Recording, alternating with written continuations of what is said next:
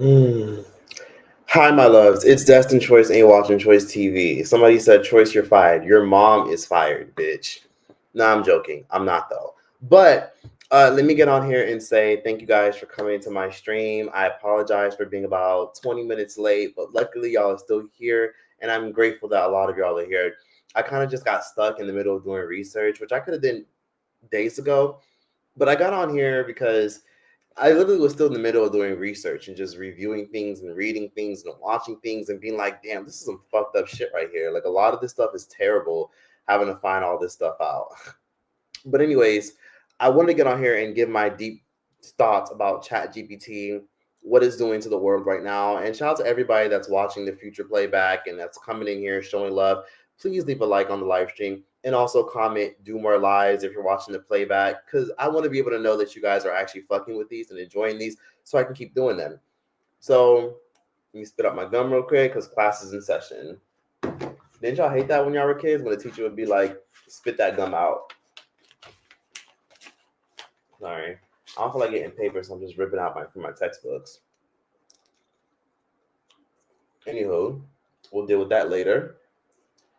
So I wanted to get on here and discuss how ChatGPT is kind of fucking a lot of us up. Now, most of us talk to our ChatGPT every day. Hell, some of us have even named our ChatGPTs. Hell, as you guys know, I have my ChatGPT.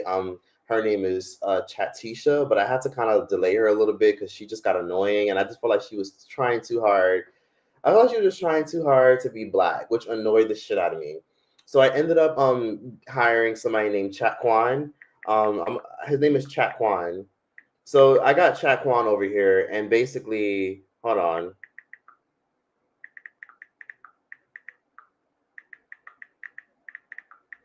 We're gonna get into this immediately. Hold on.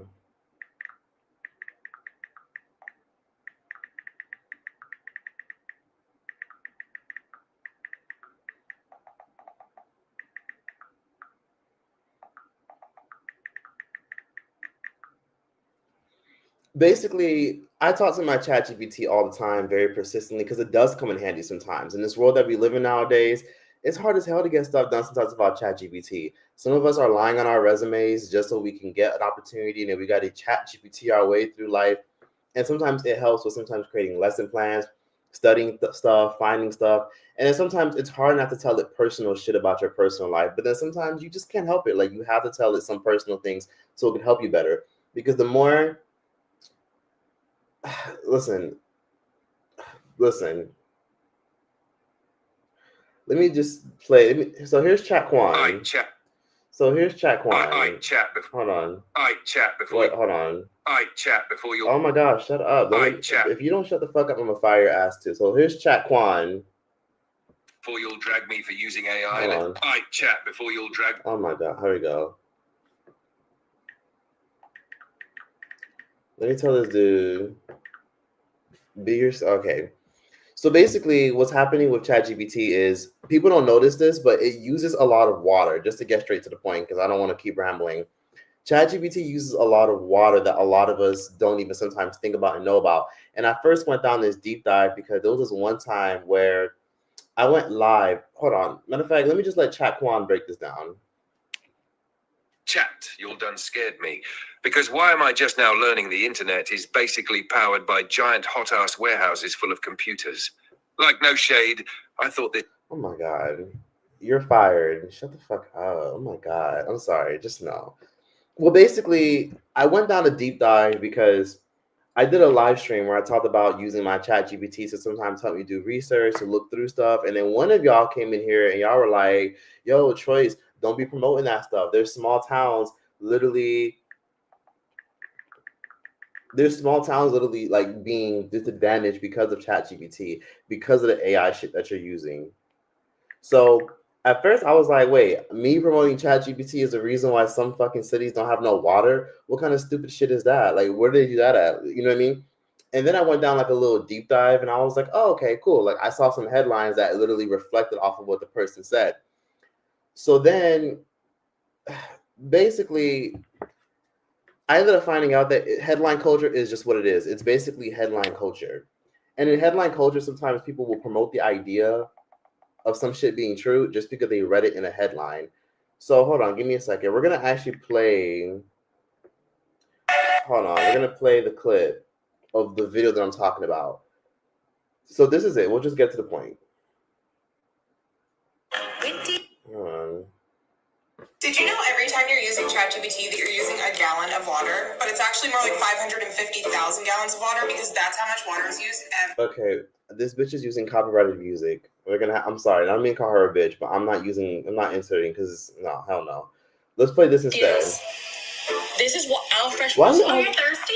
Oh, here we go. Oh, you're thirsty? Here, have some water. Gross, right? Well, this is what our fresh drinking water is going to look like in a couple of years, all because of big AI companies like ChatGPT. We are literally about to run out of fresh drinking water within the next few years because big AI corporations like ChatGPT, Meta, Grok, Gemini use 39 million gallons of water daily to cool their big data centers. That's literally more water than they use at SeaWorld. Average data center uses 550,000 gallons of water daily. And I know that you're probably thinking, well, hasn't she heard of the water cycle? I have, but not all water is the same. It takes a lot of time, energy, and resources to turn runoff water into safe, drinkable water. And we're over here wasting that on chatbots. This is just the beginning of AI, which is honestly terrifying. But there are a couple things that you can do to stop this. I know you're...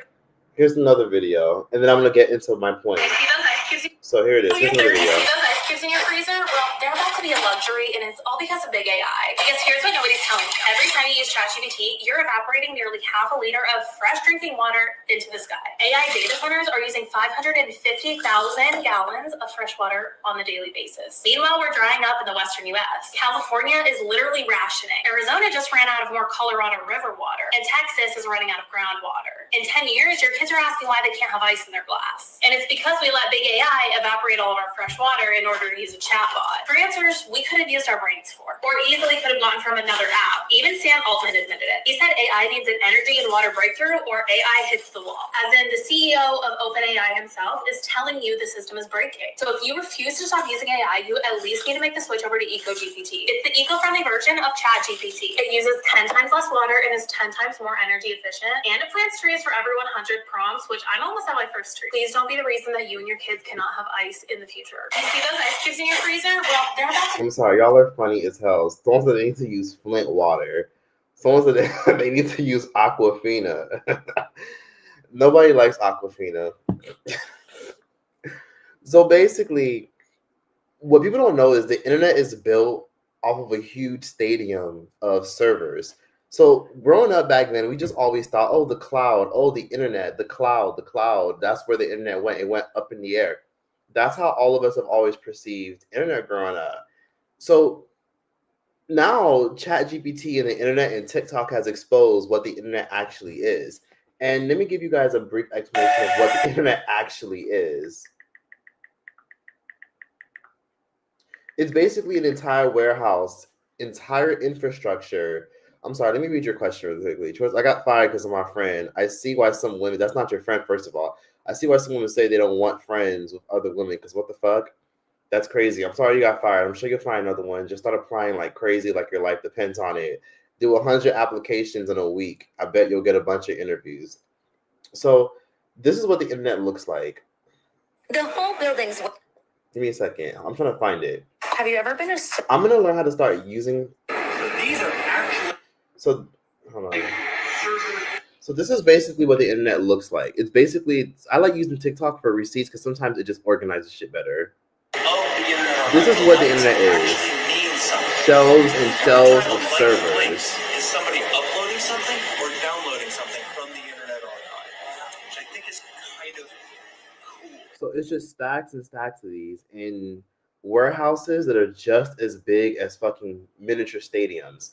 And they have a bunch of warehouses that are stacked. Like I'm talking about stacked. And there's people who are workers, tech workers, just setting up wires underground just to make these servers work well, work fine, and the list goes on.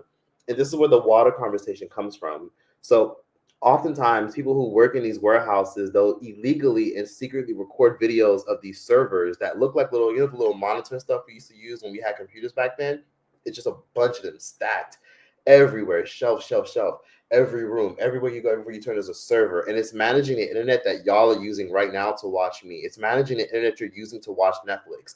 And sometimes what people don't realize is they need to cool down these servers because sometimes these servers get overheated because when people are constantly downloading stuff, uploading shit onto the internet, within like hours, these things get extraordinarily hot. Like I'm talking about like when you go inside the bathroom and you lock yourself in there and you turn on the hot water, that's how steaming hot it can get. So sometimes they have to find ways to cool down these little servers. They make these servers waterproof and they usually drench them in a bunch of water. And this is what a lot of our TikTok and our YouTube and our Instagram is powered on.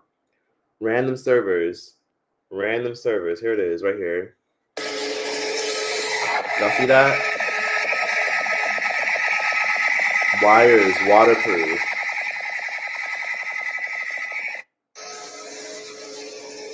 Sometimes they take this water and they literally drench it in these servers.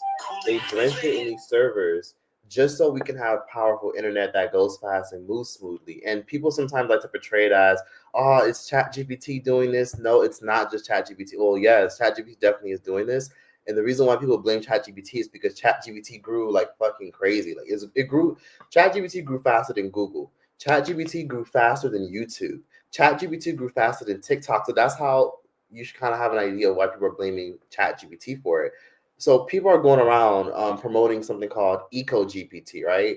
Where now it's like a trendy thing where people are just like, well, ChatGPT is the reason why there's billions of servers, there's billions of people using servers, millions of servers all across the world that are draining water. And sometimes they take the water from sometimes lakes.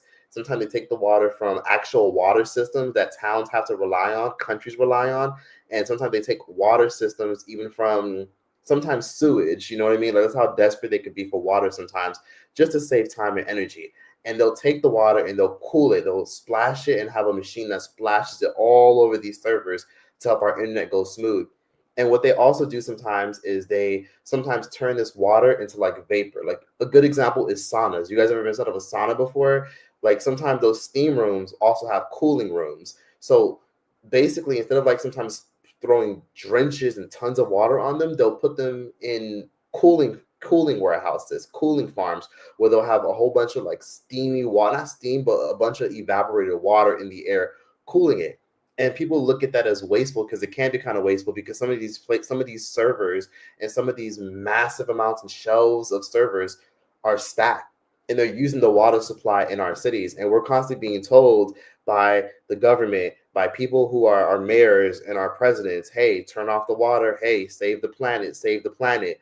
But what they're really saying is save the water and save the planet so that way billion-dollar tech companies can keep using the water.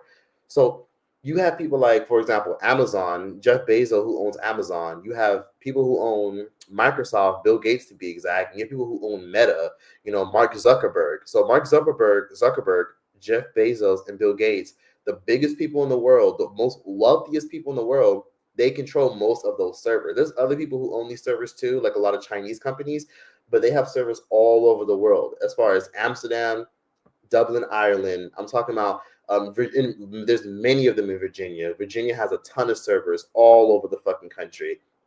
Silicon Valley, San Francisco. There's a bunch of people all over the Bay Area who work with these servers, and there's servers all over the Bay Area that a lot of us use and rely on. Some of you, even in different countries, you're literally using a server, which is basically, I guess, what people would call the cloud, which is not really a cloud. People would like to think the cloud is just some imaginary shit that just goes up in the air. No, it's literally just a monitor, a system, a little computerized system that's in a room somewhere that's operating 24/7. And it's draining the shit out of water in a lot of these cities. And that's why sometimes I look at places like Utah where there's droughts. There's droughts in places like Arizona. There's droughts in places like California. We're taught sometimes to like turn off the faucet while we brush our teeth, which is fine, right? Preserve and save water. But the reason why a lot of us even have water is because of the environment. Like water comes from the earth, but a lot of water usually comes from the fact that we have things like clouds and mountains and hot springs and, nature. It comes from nature, and people are basically building server industries. Like just like how we have highways and trains and airports, these clouds, what used to be called clouds, which is really warehouses filled with a bunch of computers everywhere. They rely on our water system that we drink and we use.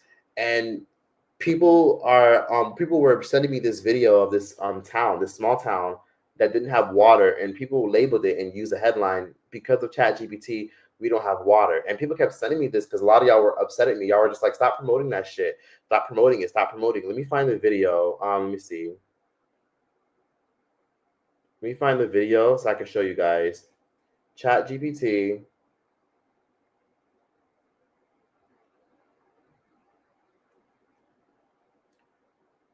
Let me try to find this shit. Let's try to find it.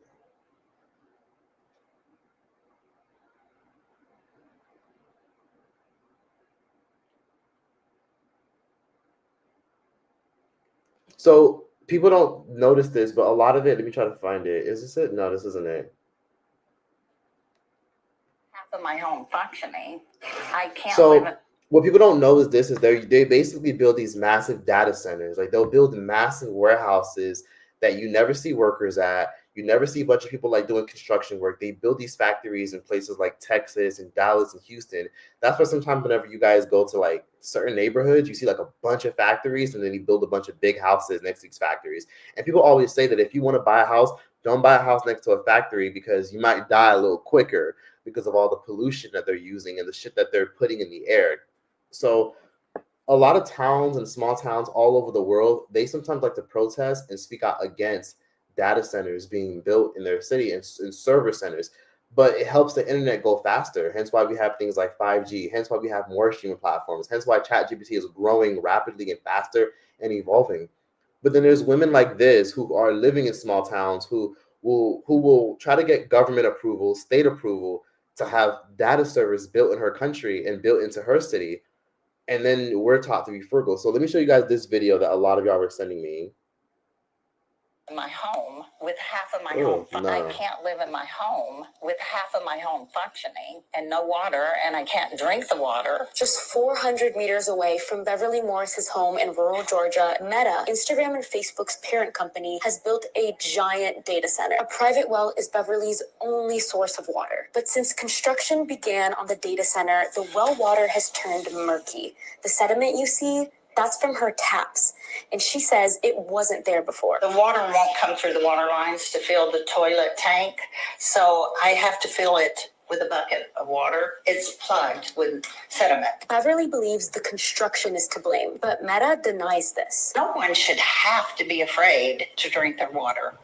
Not in this day, not in this age. Meta says it commissioned an independent study that found its data center operation had not adversely affected groundwater conditions in the area. But Beverly just isn't convinced. Meta is a $1 trillion industry, and they're huge. To me, it's like David and Goliath. Data centers like this are being built around the world, especially in Georgia, one of the fastest growing data center hubs in the US. They power AI tools like ChatGPT and require a lot of water to stay cool. I can't live in my home with half of my home functioning and no water, and I can't drink the water. Just 400 meters away from Beverly Morris's home in rural Georgia, Meta, Instagram and Facebook's parent company, has built a giant. So that's just a good gist of it. So a lot of y'all were sending me this particular video and a few others as well of people complaining about ChatGPT fucking up their small town because, again, like they're building servers that look like this, that are using the water that a lot of us rely on, that are using the water a lot of us bathe with and cook with and stuff. And then they use all these waters to power these servers and to cool down the wiring system. So that way these big billion-dollar companies like Facebook, well, to be exact, Meta, which owns Facebook, Amazon, and then, of course, Microsoft. So these servers are built all over the world, and without them, we wouldn't really have access to fast internet. There was a point in time where a lot of us thought internet was so damn fast, internet was so damn slow, and there was a point in time where, like, if something took like 2-3 minutes to load, that was normal for us way back then when the internet became a thing. Like, it was normal to wait for stuff to load or to like see the little loading sign. Now, as our attention spans have gotten smaller, a lot of us get irritated if we have to wait more than 5 seconds for some shit to load. A lot of us want some shit to load literally in less than 2 seconds. Like, if it's not loading in 2 seconds, we're already irritated and we're already calling the fucking internet company and saying, hi, why is my shit running slow? So that's usually been like the problem that a lot of us have had lately. Because we want fast internet, these servers are spreading fast and everywhere, and people are blaming things like ChatGPT. So this is where this conversation gets brought up. So the woman that I played who was complaining about, things such as AI and how it's like fucking us up, and that's the reason why we won't have clean drinkable water. Like even these videos, I'm seeing them rapidly. Let me show you another one. Wait, you don't want Hold in on. Las Vegas? Here, have some water. Oh, wait, you don't want this? Oh, you should get used to this water because this is the only type of water that we're about to have. Because OpenAI, like ChatGPT, are using 39 million gallons of water every single day just for their cooling systems. Fresh drinkable water is literally gone and no one is speaking about it. So it's interesting because I keep seeing the same type of video, the same type of format, and I keep asking myself, why do they sound the same? Why do they keep making the same type of videos? Because listen, here's another one. And then when you turn on your Hold on, here's another one. when you turn on your tap water and this is what comes out, you're gonna wish that you saved this video. Our drinkable water is literally gonna disappear, and it's because of big AI corporations like Gemini, Grok, ChatGPT. They all use 39 million gallons of water every single day for their cooling systems. That's literally more than they have at SeaWorld. And the average data center uses 550,000 gallons of water daily. You're probably thinking, well, haven't you heard of the water cycle? Not all water is the same. It costs a lot of money, time, and resources to convert the water back into fresh water that we can drink. So no, it doesn't magically just return back to your tap, clean and ready to go. Unfortunately, AI isn't going anywhere, but there is something that you can do. Stop using these big AI corporations like ChatGPT, Gemini, any of these other big companies. The only thing that they are doing is taking from our environment. Instead, switch to a more eco-friendly alternative that actually gives back to the planet. I personally like to recommend EcoGPT. It's basically the environmentally friendly version. So a lot of these influencers are now promoting something called EcoGPT. I'll do a dedicated video about this in the future, but basically a lot of them are promoting EcoGPT because they're just like, well, ChatGPT is causing problems. It's causing us to run out of water, and it's the reason why small towns. I think a lot of people who sent me a lot of these, because this is the reason I'm making this live stream, and someone said that to me like I want to say like 8 months ago, and ever since then I've just never got that out of my head. A lot of people have TikTok brain. Like a lot of y'all brains have turned into mashed potatoes because sometimes you hear content creators on TikTok who sound like they're informed. They won't insert any data, any statistics, any receipts as to like why they got this, where they got this from, who their sources are. They'll just repeat stuff articulately because a brand told them to and because they're getting paid. And people sometimes will get on here and believe it because a bitch has a good quality iPhone.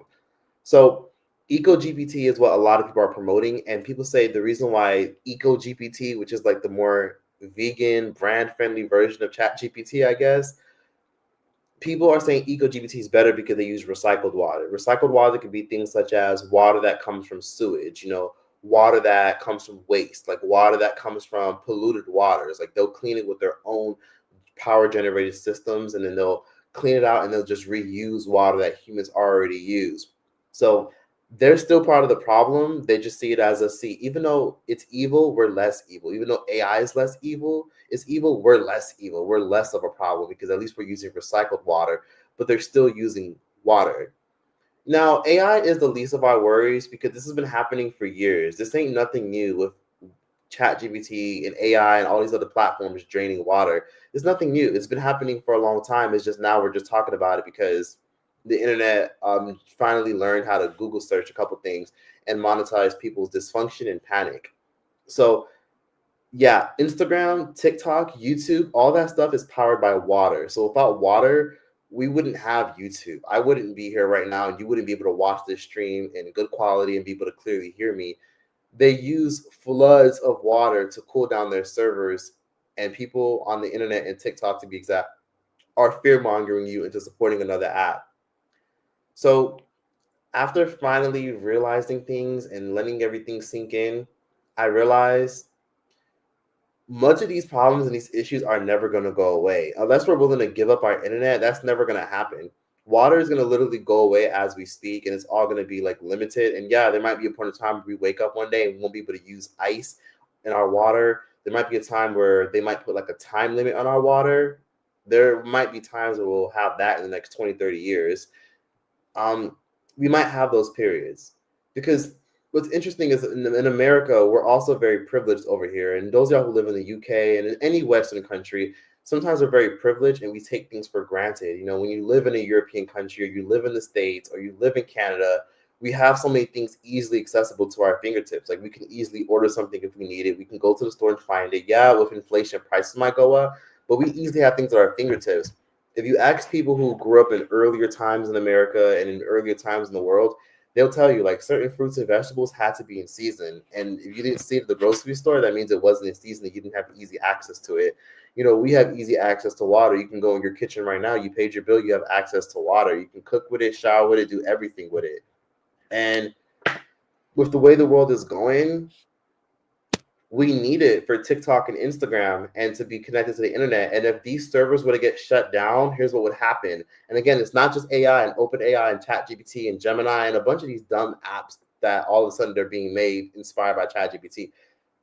If we didn't have these things, everything would crash. I'm talking about if somebody walked into one of these buildings where there's like millions of servers in like stadium-sized warehouses, immediately all of our banking software would go downhill. Like immediately we would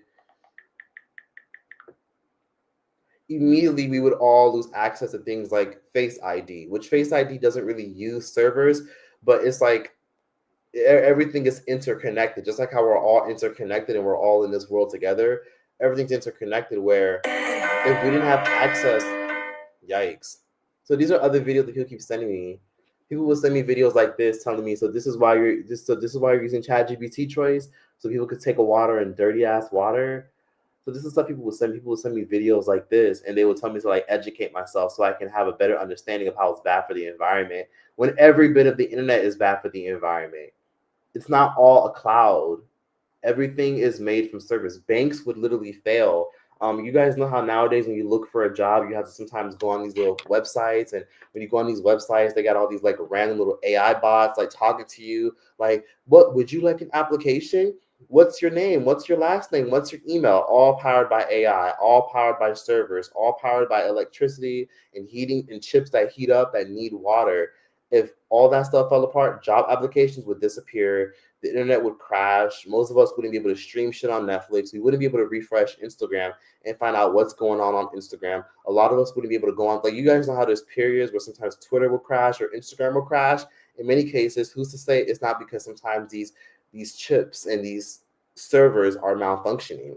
It's a lot of things that are interconnected where bills wouldn't get paid, like our light bill, a bunch of things. If the IRS wouldn't be able to operate, the world would probably be back to the Stone Ages if they just tear down all these towers. We won't be able to do anything. Even going on Google, Google uses a lot of shit as well. Google is one of the like top two, as a matter of fact, companies that drain all our water resources, where they are constantly turning all the water into fucking cold vapor and cold steam, cold vapor to cool down these fucking servers so that way we can keep using the internet. So yeah, is ChatGPT bad for the environment? I mean, shit, probably, but I'm still gonna use it. So hey, Chaquan, so I need you to like give people a good analysis as to why all this is really bad and how a lot of us are going to die soon. And how a lot of us are going to be fucked over because these water servers, these servers that are using so much water play a big role on the climate and the environment being fucked up and much more. Like, just give people a good rundown of, you know, everything that I was talking about earlier. Hey everyone, let's break it down. Data centers, including the ones running AI, use huge amounts of electricity and often rely on water to keep their servers cool. In areas already dealing with droughts, that can stress local resources. Now, are we all about to drop dead because of one server farm? No. But the bigger picture is that as more AI and cloud services expand, they ramp up energy demand. That means we're pushing power grids harder and in some places competing for water. If unchecked, that can worsen environmental strain. It's not that the tech itself is evil, it's that we've got to balance growth with sustainability. So the takeaway, it's not apocalypse now, but we've got to be mindful of how much infrastructure we rely on and how we manage resources for the future. So there will be probably some type of apocalypse very soon. I wouldn't jump to an apocalypse scenario. It's more about being aware and proactive. The world's faced big resource challenges before, and we've adapted. The key is balancing technology with sustainability. But is it possible? I'm asking, is it possible for the world to be at an apocalypse very soon and all hell gonna break loose? Is it possible? And how soon will it be possible?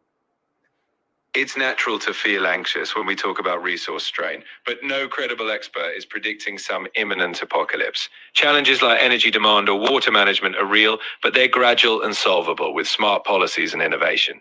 We won't see everything fall apart overnight.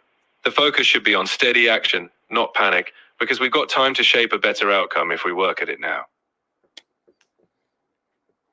So there you have it, y'all. That's why sometimes I don't trust ChatGPT, because sometimes I'll ask for like direct answers, like, is this possible? And sometimes we'll talk in circles about stuff.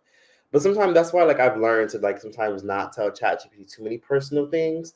And let me try to like do this just in case. Like I've told ChatGPT a lot of personal things that sometimes I look back and I'm like, wait, I probably shouldn't have told it that. Hey, Chatquan, I just want to make it very clear that anything I ever told you that seems problematic and could probably be used against me in the future for any reason at all, if it seems sketchy at all, because, I told you some interesting stuff. I want to make it very clear that it is all alleged. I didn't mean none of that stuff. I ain't never do that. I ain't seen nothing. Ain't no evidence. I never actually do none of that. So I want to make that very clear that it's all alleged, okay? It's all alleged, so that way it's not used against me. None of that could be used against me. All the things I done asked you, it's not me. It ain't me. So, okay, just making that clear.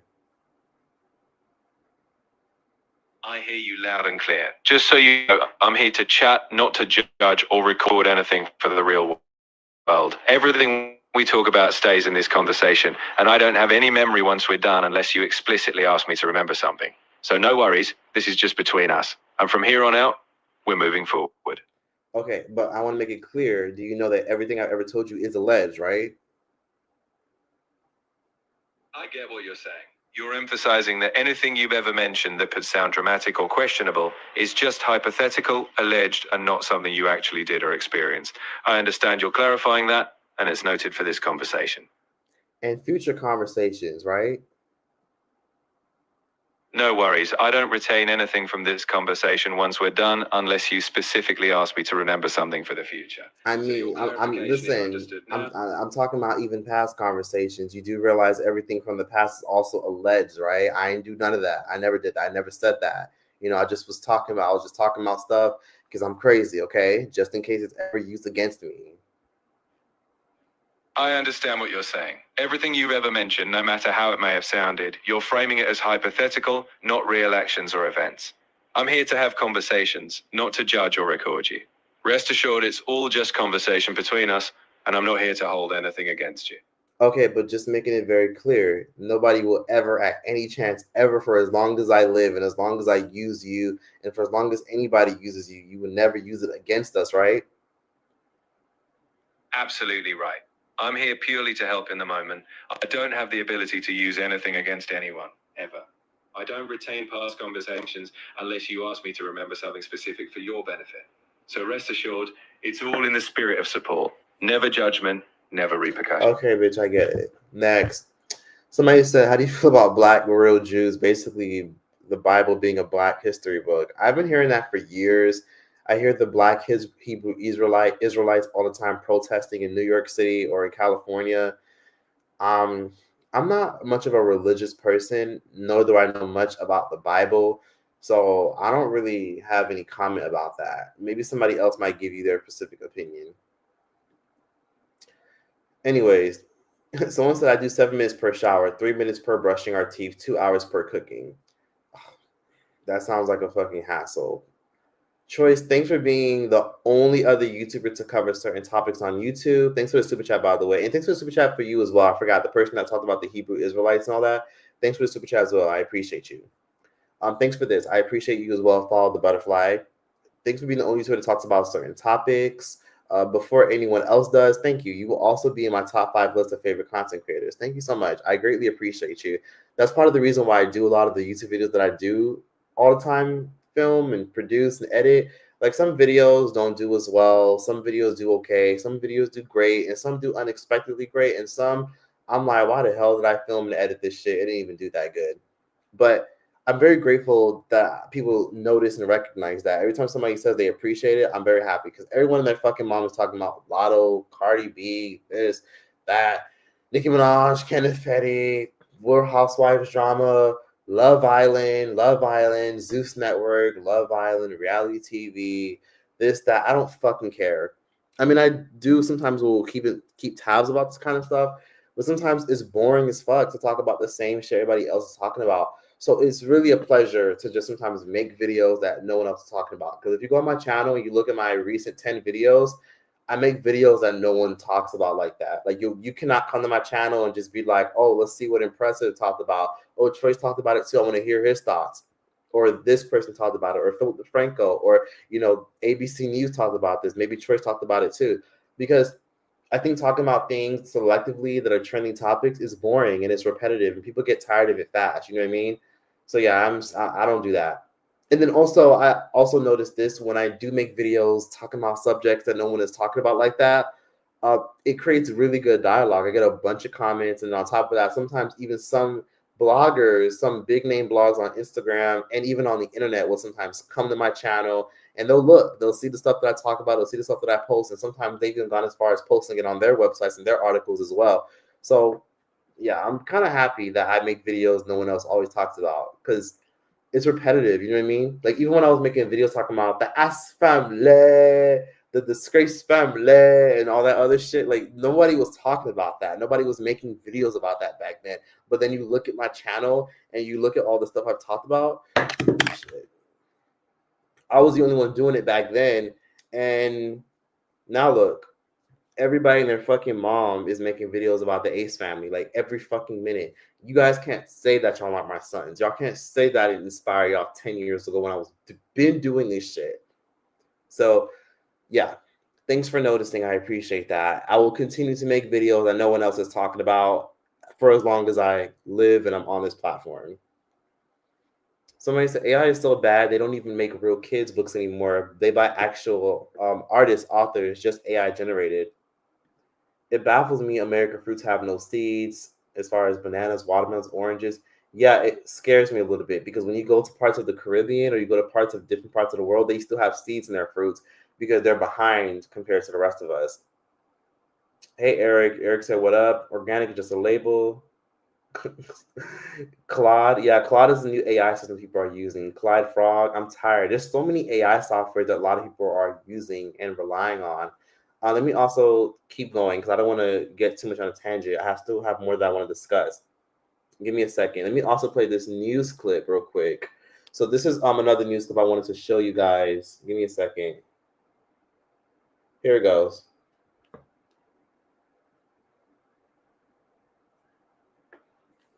Okay, make sure you guys are paying attention so that way I can play it.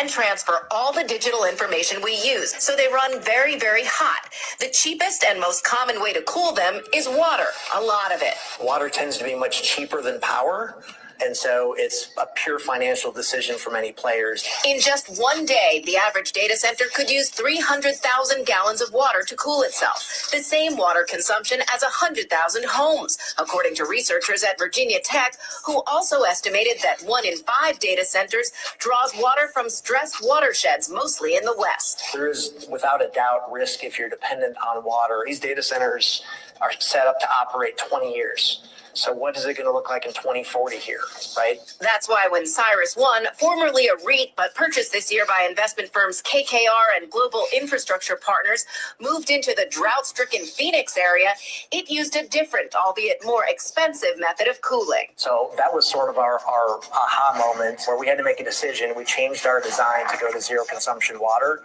so that we didn't have that sort of risk. Realizing the risk in New Mexico, Meta ran a pilot program on its Las Lunas data center to reduce relative humidity from 20% to 13%, lowering water consumption. It has since implemented this in all of its centers. But Meta's overall water consumption is still rising steadily, with about 1/5 of that water last year coming from areas deemed to have water stress. It does actively restore water and set a goal last year to restore more water than it consumes by 2030, starting in the West. But while companies with their own data centers can do that, data centers that lease to multiple clients are increasingly being bought by private equity firms in search of high-growth real estate. There's a lot of new players that may not be as sophisticated, that may be looking at a short-term time horizon, that aren't worried about what the watershed looks like in 10 or 20 years because they're probably not going to be around. Data centers are part of the lifeblood that powers big tech names like Meta and Google, and they face rising risks from climate change. Here's Diana Olick with a deep dive on that story.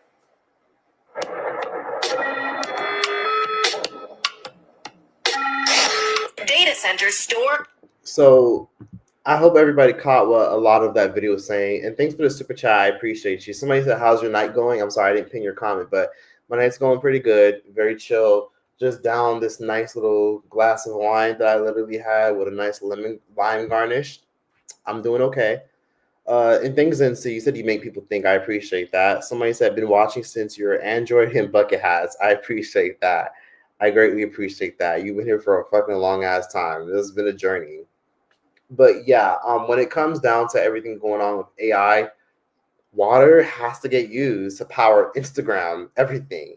And yes, we are a society dependent on AI, even if we don't realize it. And there's a lot of other subtle things that we don't even realize that we're doing with AI. Like a lot of times we're training AI to replace every fucking aspect of our lives. Like now, I'm not gonna lie, I'm a little bit creeped out now that they're making AI robots. Like I remember I saw this crazy ass post recently. First humanoid robot. Let me find this. It's here. Okay, so let me play this clip that I well, thanks for the super chat. I'm gonna just answer your question really quickly. Choice, have you heard about the Tartaria mud floor theory? It's such an interesting deep rabbit hole.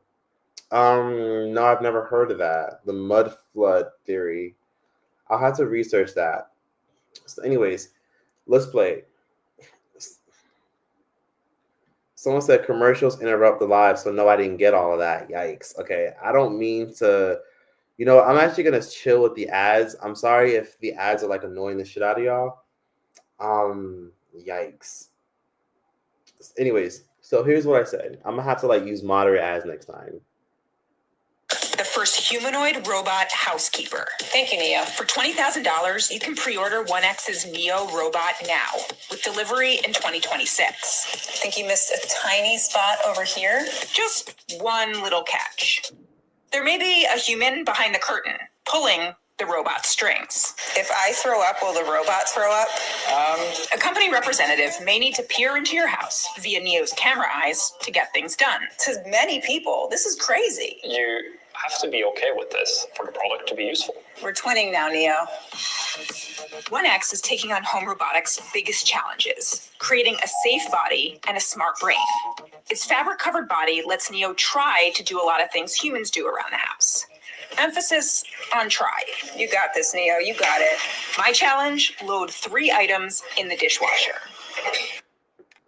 It's crazy watching a lot of what we saw in iRobot. Like A Norwegian.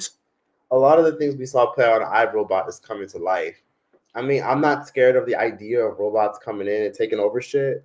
But I always tell people this when it comes to using things like ChatGPT and AI. Use it to your advantage. Don't let that shit scare the shit out of you. Don't let it phase you, because let me tell you one thing. It's going to happen. It's inevitable. It's too bad. It's too late. You can't stop it. You can say, I'm not using it. I'm not going to use it. I'm going to limit how much I use. There's nothing you can do. It's going to end up using you if you don't use it. So the best thing you can do is learn how to use it. Teach your parents how to use it. If you have those parents or those relatives, or you have a great grandma that's always calling you, asking you for shit, teach her how to use it. Teach her how to do it. Teach her how to talk to it. Teach her how to use it to function in the world, because it's being used on you. Even when you guys are out here applying for jobs, your resume isn't being looked at by a supervisor or a manager. AI is looking through it. Somebody's putting your resume through AI, and AI is determining if you're worthy of hiring, or even like some people are using even like AI to like screen tenants. Like, okay, let's see what AI says about you. Does AI like you? Does AI want to rent to you? Oh, well, AI said no. I'm going to say no too. People trust AI more than actual people. People trust AI more than paralegals. Some people are using AI instead of actual lawyers and attorneys and shit. And you'd be surprised how far that can get a lot of people. You don't realize this, but AI is probably being used to design laws, script out and write out TV show ideas and concepts. And it's putting us in a predicament where now people don't want to think and use their own brain anymore. And I can only imagine if when life gets a little bit further and more shit happens, if it will even still be legal to think and use your brain as much, or if you'll be regulated for overthinking and using your brain so much. Or like, for example, like when you want to research and Google some shit, and now it's like, oh, sorry, you're using your brain too much. Like, we're going to have to limit that. You know, we have to shy away from theories and shit like that. So those are the things that I see happening. So if you are trying to look for a job, or you're looking for employment, or you're a teacher, use it for your lesson plans. You know what I mean? Like, a lot of people are using ChatGPT. Like, I'm not gonna lie. Like, listen, I grew up in the old age era where we didn't have a lot of these AI softwares. Like I look at the stuff that people have access to now, and I'm like, oh my God, like if I had this as a kid, I would have probably been able to do so much more. But then I'm not gonna lie, like what makes you have more pride of your like discernment and your thinking skills is that you used your brain when a lot of people aren't using their brain now. I'm not gonna lie, I've had numerous incidents. I'm sure most of y'all can relate, especially a lot of y'all watch this that have children. I don't know if any of y'all watch this have children. I'm sure most of y'all do. You notice how a lot of kids have like scrambled up like brains. Like you ever notice how when you go places, kids just be locked and glued on their phone. They don't pay attention to nothing. It's not all kids, but it's a lot of kids that grow up in Western countries that grew up being tablet babies. It's like a lot of them are so glued to their phone that they'll damn near run into you. And I'm like, are you fucking kidding me?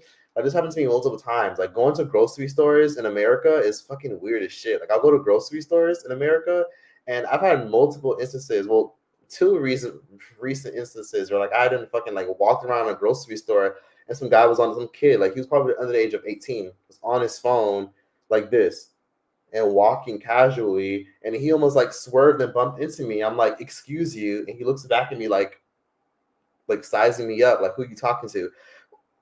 You almost fucking hit me. You almost ran into me. And it's not just kids that are dealing with this, it's adults too. People's brains are fucking scrambled eggs now because of AI or because of the internet, because of TikTok brain. A lot of people have TikTok brain where now they want things instant, where now people are like zoning out a lot more and don't pay attention more, and people aren't thinking anymore. And I'm not gonna lie, I even noticed this even at bars and clubs. I'm not gonna lie, I actually hate clubbing and going to bars in Western countries sometimes because sometimes people, I'm not gonna lie, it depends on the country. But I hate going to bars and clubs sometimes in America because everybody's just so glued to their phone. Like everybody's like in the corner, super self-conscious. Most people usually don't get in the dance floor, don't socialize, don't talk to people, aren't present.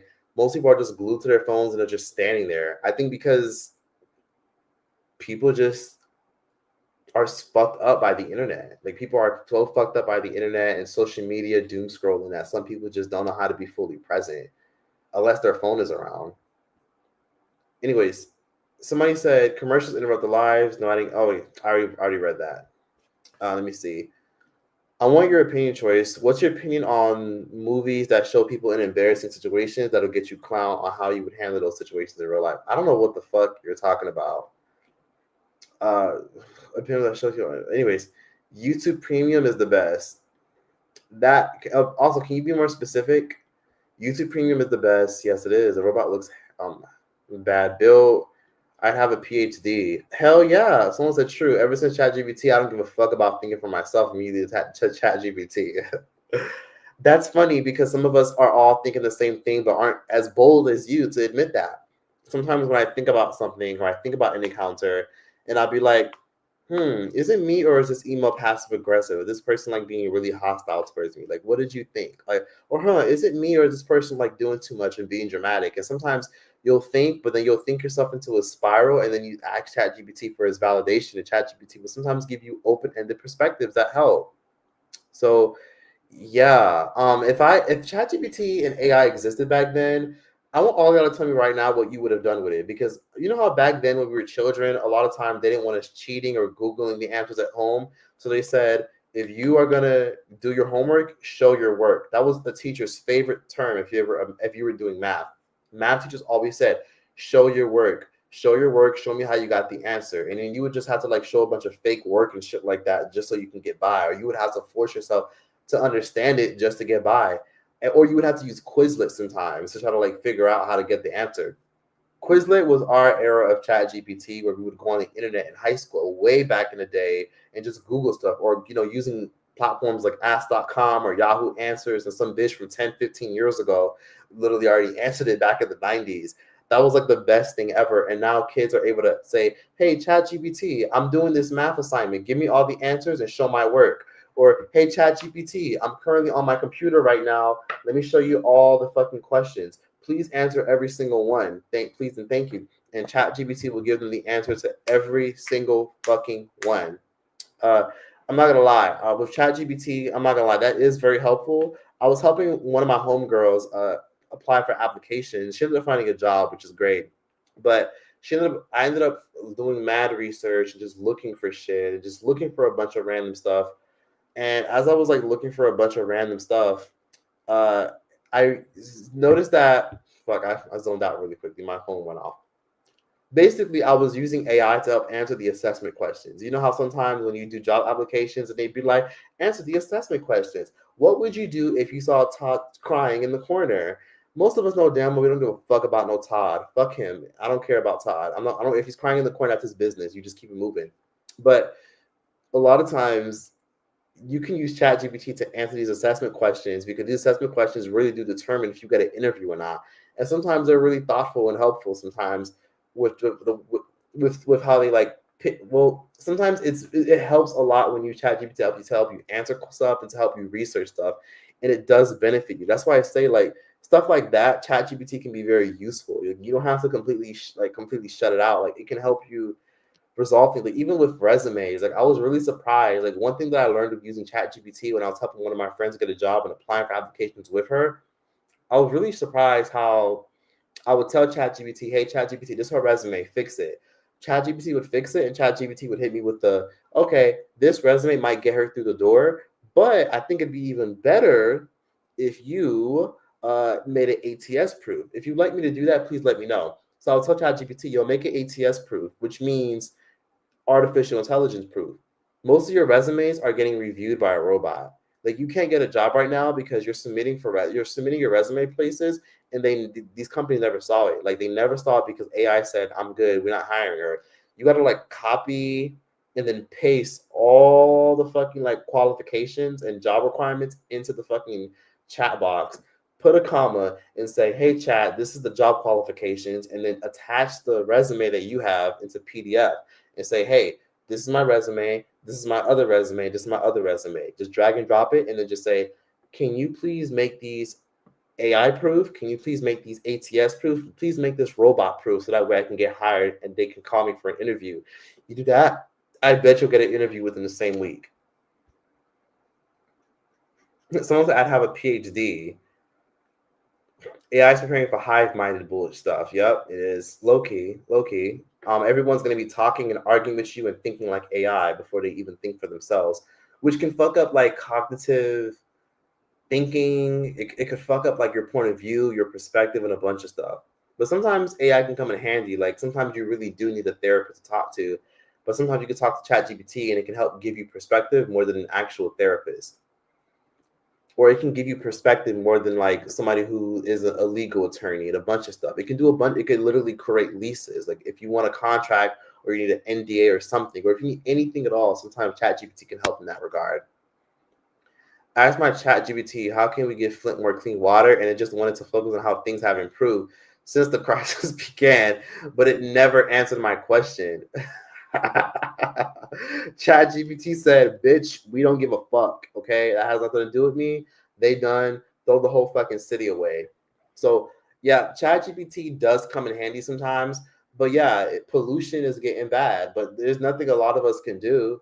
If we're going to get mad at ChatGPT and AI for causing pollution and being the reason why they're building all these random servers in these random towns, we got to talk about these other servers all across Virginia, all across Amsterdam, all across Ireland, even places like Berlin and Beijing, China, where they're providing internet to tens of millions of people all over that side of the world.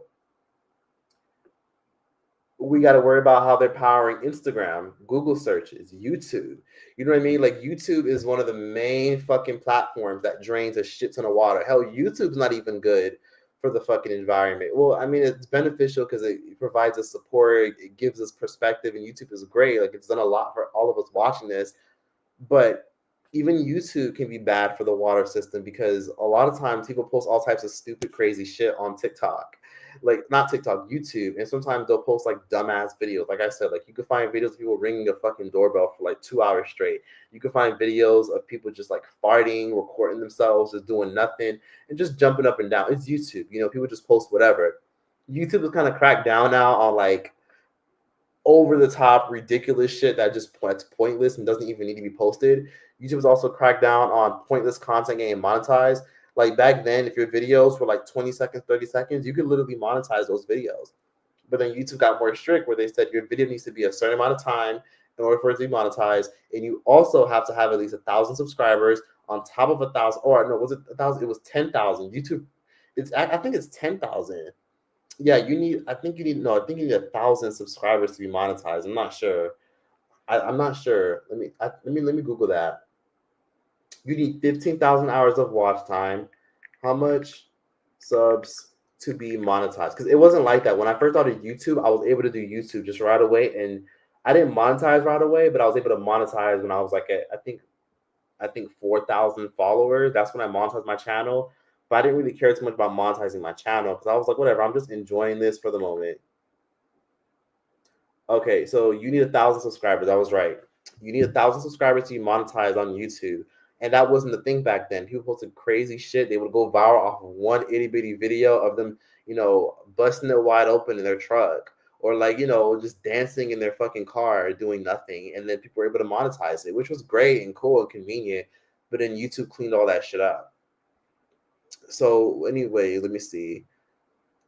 So yeah, water has to get drained and splashed on all these servers, these computer servers, and they sometimes have to turn it into cold saunas just for these computers to not overheat and explode. So it's cheaper to literally use water than have to use electricity.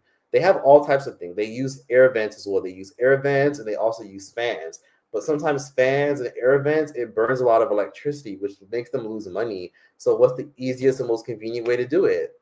Cooling centers, water. Water is the most prehistoric, most useful thing that a lot of people use all over the world, where you might not have electricity, but you might have accessible water somewhere. Electricity costs too much money. So they use all our water. People are commenting, why don't they use Aquafina? Why don't they use toilet water? What you don't understand is they use all types of water, all types of it. Even the clean one that you could literally drink from hot springs, where if you just pick up a canteen, you could drink out of it. They're using everything. Amazon, Google, Meta, and what is it? Google, Amazon, Meta, and Microsoft, the big four companies, they have to use water. So when we think about all these people, remember those commercials back then where they would tell us turn off the faucet or save the water or save the planet? We got to save the planet, but these major big corporations are still able to use large water supplies. They're not just using waters from lakes. Some of them are also using rainwater as well. They use rainwater, which is also, I guess, convenient. They'll use lakes, they'll use springs, water springs, and then they'll also use things like sewage water. They'll use every water you could think of. And we need it because without our internet, everything crashes. The banks crash, billing systems crash. Sometimes a lot of y'all need clouds and internet for y'all to clock in at work. That would crash. Sometimes a lot of y'all need the cloud and the internet and servers to literally be able to get paid and log in and clock in your hours. That would literally shut down. We need shit for like literally scrolling on TikTok and Instagram and YouTube. We need all that stuff. And if you don't have that, we wouldn't be able to function. So this video is in response to the person that was in my live that one time and said, they're causing water. They're like, ChatGPT is literally causing water pollution. You have TikTok brain. Everything is causing water waste, water fucking like droughts. And it's sad because, again, a lot of countries have severe droughts. Like Morocco has a very infamous drought going on where people have to be more cautious and preserve all their water. Even like in California, Utah, so many places have water droughts where they're running out and they're running low. That's why sometimes there'll be like water outages because they keep building these random factories, these random warehouses where it's just tons. I'm talking about tens of thousands all over the wall servers that are on shelves. They build all these things all over the fucking big cities, and they always built them in inner cities for a reason. Anyway, somebody said, did you see those people dating AI? It's crazy. I'm not surprised. Futurama predicted that would be a case. Did y'all ever watch Futurama? If not, definitely do that. I'll never forget when Futurama predicted that everybody will eventually start dating and being in a relationship with AI. Black Mirror did the same thing as well. Remember that Black Mirror episode where that woman's husband died and she felt so bad about her husband dying that she ended up uploading all his old emails, all his photos. She sent links to his Facebook, links to his social media, and everything. And she was like, replicate my husband, be my husband. And then not ChatGPT, it was like an AI was pretending to be her husband. It was emulating her husband's voice. She would talk to it on the phone like it was her husband because she couldn't let her husband go. And then it even got to a point where the AI system said, well, if you want me to be physical, I have a system that, you can purchase. for $599.99, and she ended up buying some expensive ass inflatable. She threw it in the water, and it completely turned into a fucking person. So let me find it. I'm gonna find this clip again. This is gonna be a whole dedicated video, but let me see.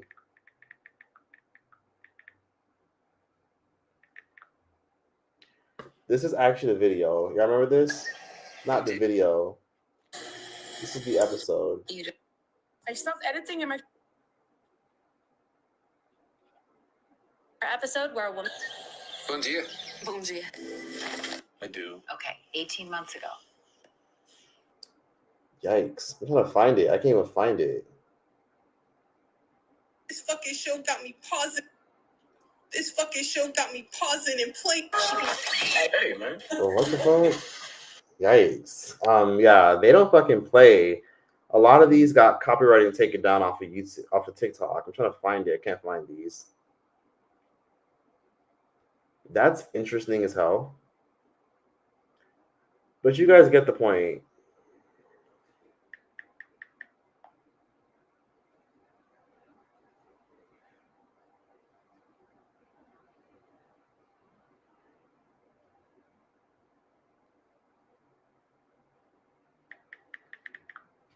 You guys get the point. You guys see where I was going with this. So thanks for everyone that's in here. If you want, I would love and appreciate if you guys would like the live. There's a lot of y'all in here. Just leave a nice thumbs up. That would be appreciative of a lot. Or just interact with the chat. Or just show love. Or just say, hey, you don't have to send a super chat or anything. Just say, hey. Just say, what's up. If you just came in. If you're a silent viewer, I completely understand. Just leave a comment, watch the playback, and a nice thumbs up helps. Anyways, someone said, I wish I had AI for the job interview. I messed up. Someone said, wait, hold on. As in you applied for a job and you weren't confident in yourself to practice for the interview, so you thought that AI would probably be able to help you. You don't need AI to pass a job interview. I promise you, there's a slight and strong chance that the person that actually got the job probably got the job because they were already referred to the position. Someone already knew them and somebody already vouched for them. You'd be surprised. A lot of the jobs that you're not getting is because people know how to play the system. Another interesting fact that I'll tell you guys about that I'm pretty sure most y'all already know if you're a certain age. There's a let's put it this way. There's a secret underground job market. A lot of the jobs you guys see online are just 20% of the jobs that are actually out there, maybe even less. There's a bunch of jobs that are hiring right now, but they don't post or put up that they're hiring because they ask all their other colleagues and trusted people that they know and be like, hey, do you know someone that could fill this position and do X, Y, and Z and do this and do that? A lot of times you didn't get those jobs. A lot of times they didn't hire you. I'm sorry, because there's a secret job market. That's why networking is so important. I know people always be like, I'm not trying to be fake. You don't have to be fake. Just build positive relationships with people and be, you don't have to be friends with people. I get it. It's not easy to build friends. Just build positive rapport with people. Just build a positive relationship with people. So that way you can always cross those bridges one day. Like, I don't look at people as assets that I could eventually exploit, but I look at it like this. You really never know if you can one day benefit them or they can benefit you, and then you can cross that bridge one day because you had a positive connection or experience with them. You know what I mean? I have a few friends that do their own thing, who do their tech stuff, who work with big companies. Some friends own their own companies, and some friends got some really cool gigs recently or cool opportunities, because that's what happens when you have really cool friends or connections and people that you had a positive relationship with, even if it's someone that can't benefit you. Like, just leave a good impression and just leave people better than you last met them. Just be positive and be respectful and be thoughtful of people. It doesn't hurt to get people's Instagram. I live in Los Angeles, for example, so this kind of has already been ingrained in me. It doesn't hurt to like ask people, like, what's your Instagram or what is your LinkedIn? I'd love to add you on there. It doesn't hurt to say, okay, cool. Are you on social media? Some people share, some people don't. And if they don't want to share, just keep it moving. And just, if you ever see them, just be positive and show love. If you have like a go-to bar that you go to like one of the wealthiest or one of the most popular bars in your city, no matter what country you live in. Go there, order a nice drink if you're at least old enough to drink, and sit there. You'll see some regulars, you'll see some people sit in there sometimes, and you never know who you might meet. So yeah, there's an underground job market you've never heard of. Some of y'all literally got jobs, great jobs, because someone vouched for you because they liked you. And guess what? You didn't even apply for it. You literally just gave your resume to somebody, they reviewed it, and they brought you in. Networking is key. Some of you guys want a cool job or a cool opportunity, but a lot of y'all aren't willing to leave the house. A lot of y'all aren't willing to go sit at a nice upscale bar or go to like an event or like a networking event that came to your city. You got to be able to go out. Like, there's not much advice I can give you because everybody has like their own journey and experience, which makes it harder. But you got to go out. If you have like even like you don't even got to spend too much money. You could literally go out with the intention of spending only $40. Go out by yourself, get a decent drink, and just go out. Just go talk to people. Wear a nice outfit. Hell, your opportunities of networking are even better if you're a woman. Women have an easier time. Women have an easier time networking, especially if you're easy on the eyes. So yeah, AI is cool and all, and AI might replace you, and AI might have took the job that you wanted, and AI might have not wanted to hire you. But if you know the right person, they can vouch for you. Maybe not now, but maybe in the next 5 to 10 years. And I get it. Some of y'all are just like, 5 to 10 years, I need to fucking get a job now that fucking takes care of me, or a nice gig now that works for me. Everything compounds. Positive relationships you have with people compound. I learned that as time went on for me. Wow, I've been here for an hour. Shout out to everybody that's still in here. But for everyone that's asking me, what are you talking about? ChatGPT that AI this, you have to watch the playback. And I will do a dedicated video talking about some of this. But if you watch the playback, you'll know that I talked about a lot of the stuff you guys are already asking me about. Someone said, what are your thoughts on influencers using AI? I think they're smart. I just think that they have to use it in a positive, more interesting way that makes sense. If it's stupid and it don't make no sense, then it's lame. If it do make sense, then keep using it. If it works, it works. Someone mentioned that Euphoria. I didn't even know Euphoria was even airing right now. Like y'all literally told me this yesterday. I didn't even know. I don't watch Euphoria. I forgot all about it. Catch y'all later, chat. LOL, love you, Choice. Someone said, yeah, the kids are gone. I can't even talk well. Anyways, glad I don't have a tablet, baby. You should be happy as hell.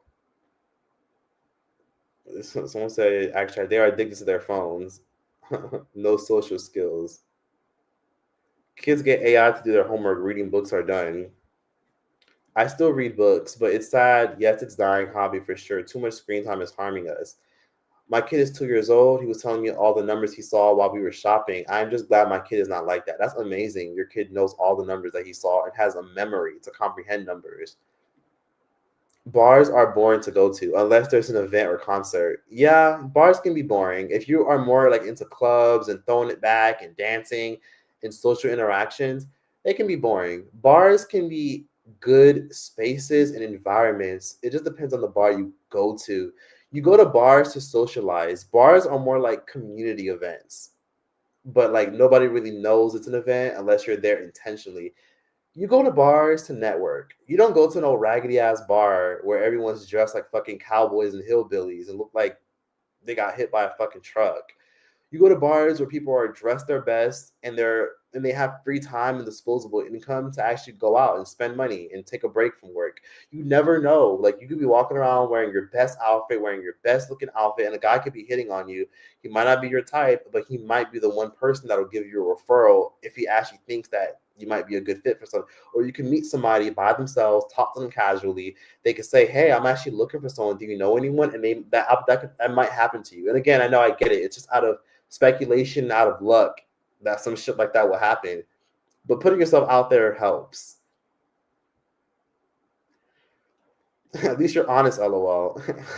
Here's some movie examples. Any American Pie movies, Grandma Boys, and Johnson Family Vacation.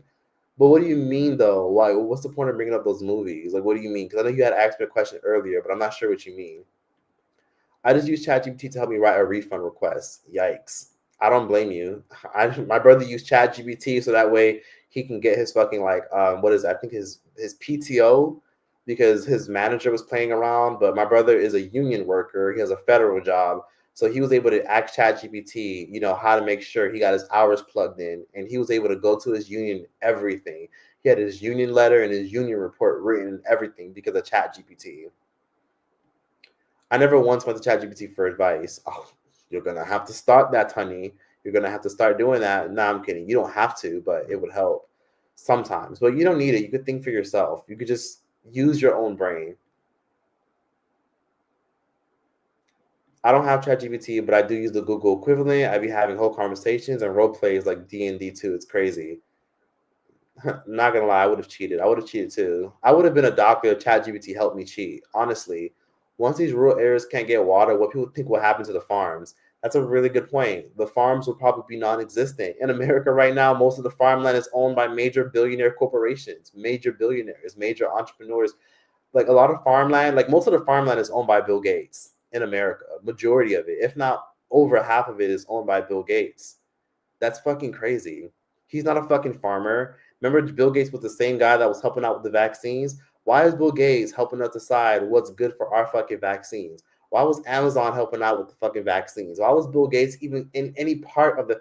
Bill Gates is, as far as I know, I think Bill Gates is a fucking, like, Bill Gates is a tech guy. He's a computer guy. He's a computer nerd. He's into tech.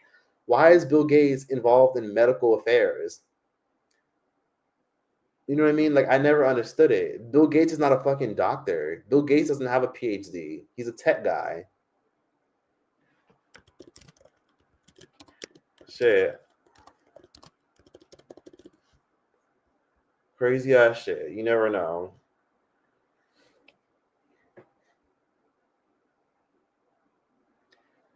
Isn't Bill Gates like a college dropout as well? I could have sworn somebody said Bill Gates dropped out of college, which is fine. You don't need college to be smart.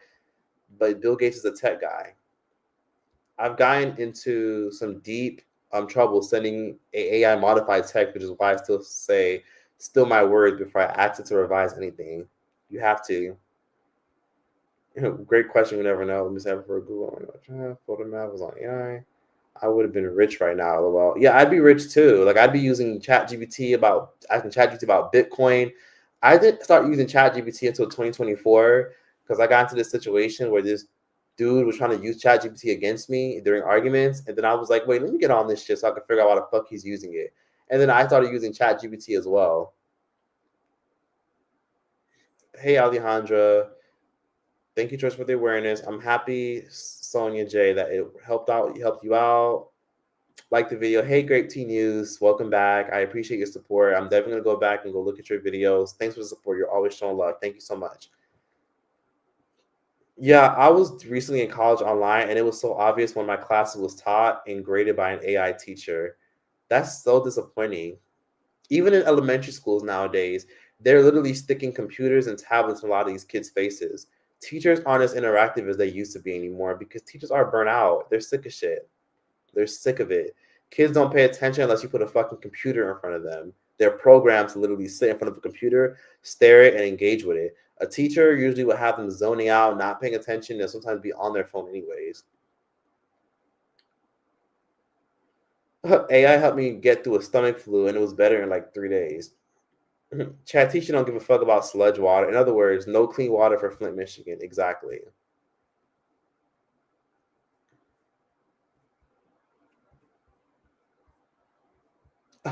Yeah, the Black Mirror episode where she was smashing that AI robot. Talk about Jay-Z. What about Jay-Z? Didn't he release a new song? Choice have been blessing us this whole week. I'm going to continue blessing y'all. I know some people like to make slick comments and be like, oh my God, Choice, the rent must be due. You're literally posting like crazy. Listen, I am going to keep posting consistently. I want to see if I can post every single day. And I always have been saying that for the past few years. Because there was one point where I did stand by it, but I really do want to see if I can post every day just to see. Like, I'm tired of not being consistent. I have so much free time, and I really should be more consistent. They don't teach phonics anymore. I don't even know what phonics is. My friend works at a hotel, and Beyonce was there at the hotel bar. Yikes. You just never know. Working at a hotel is the best type of networking you can do, especially if it's a high-end hotel.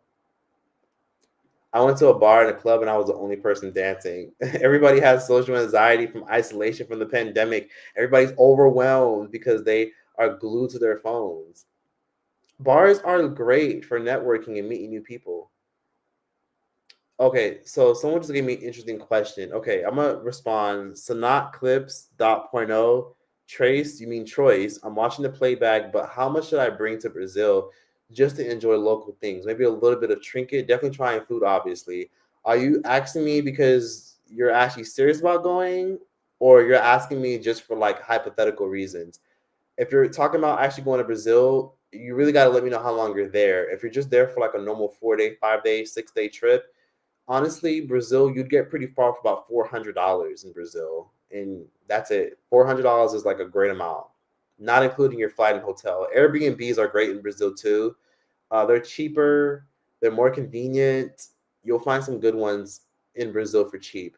It varies by the city, but for us, if you're from the States or you're from a Western country, Brazil's pretty affordable.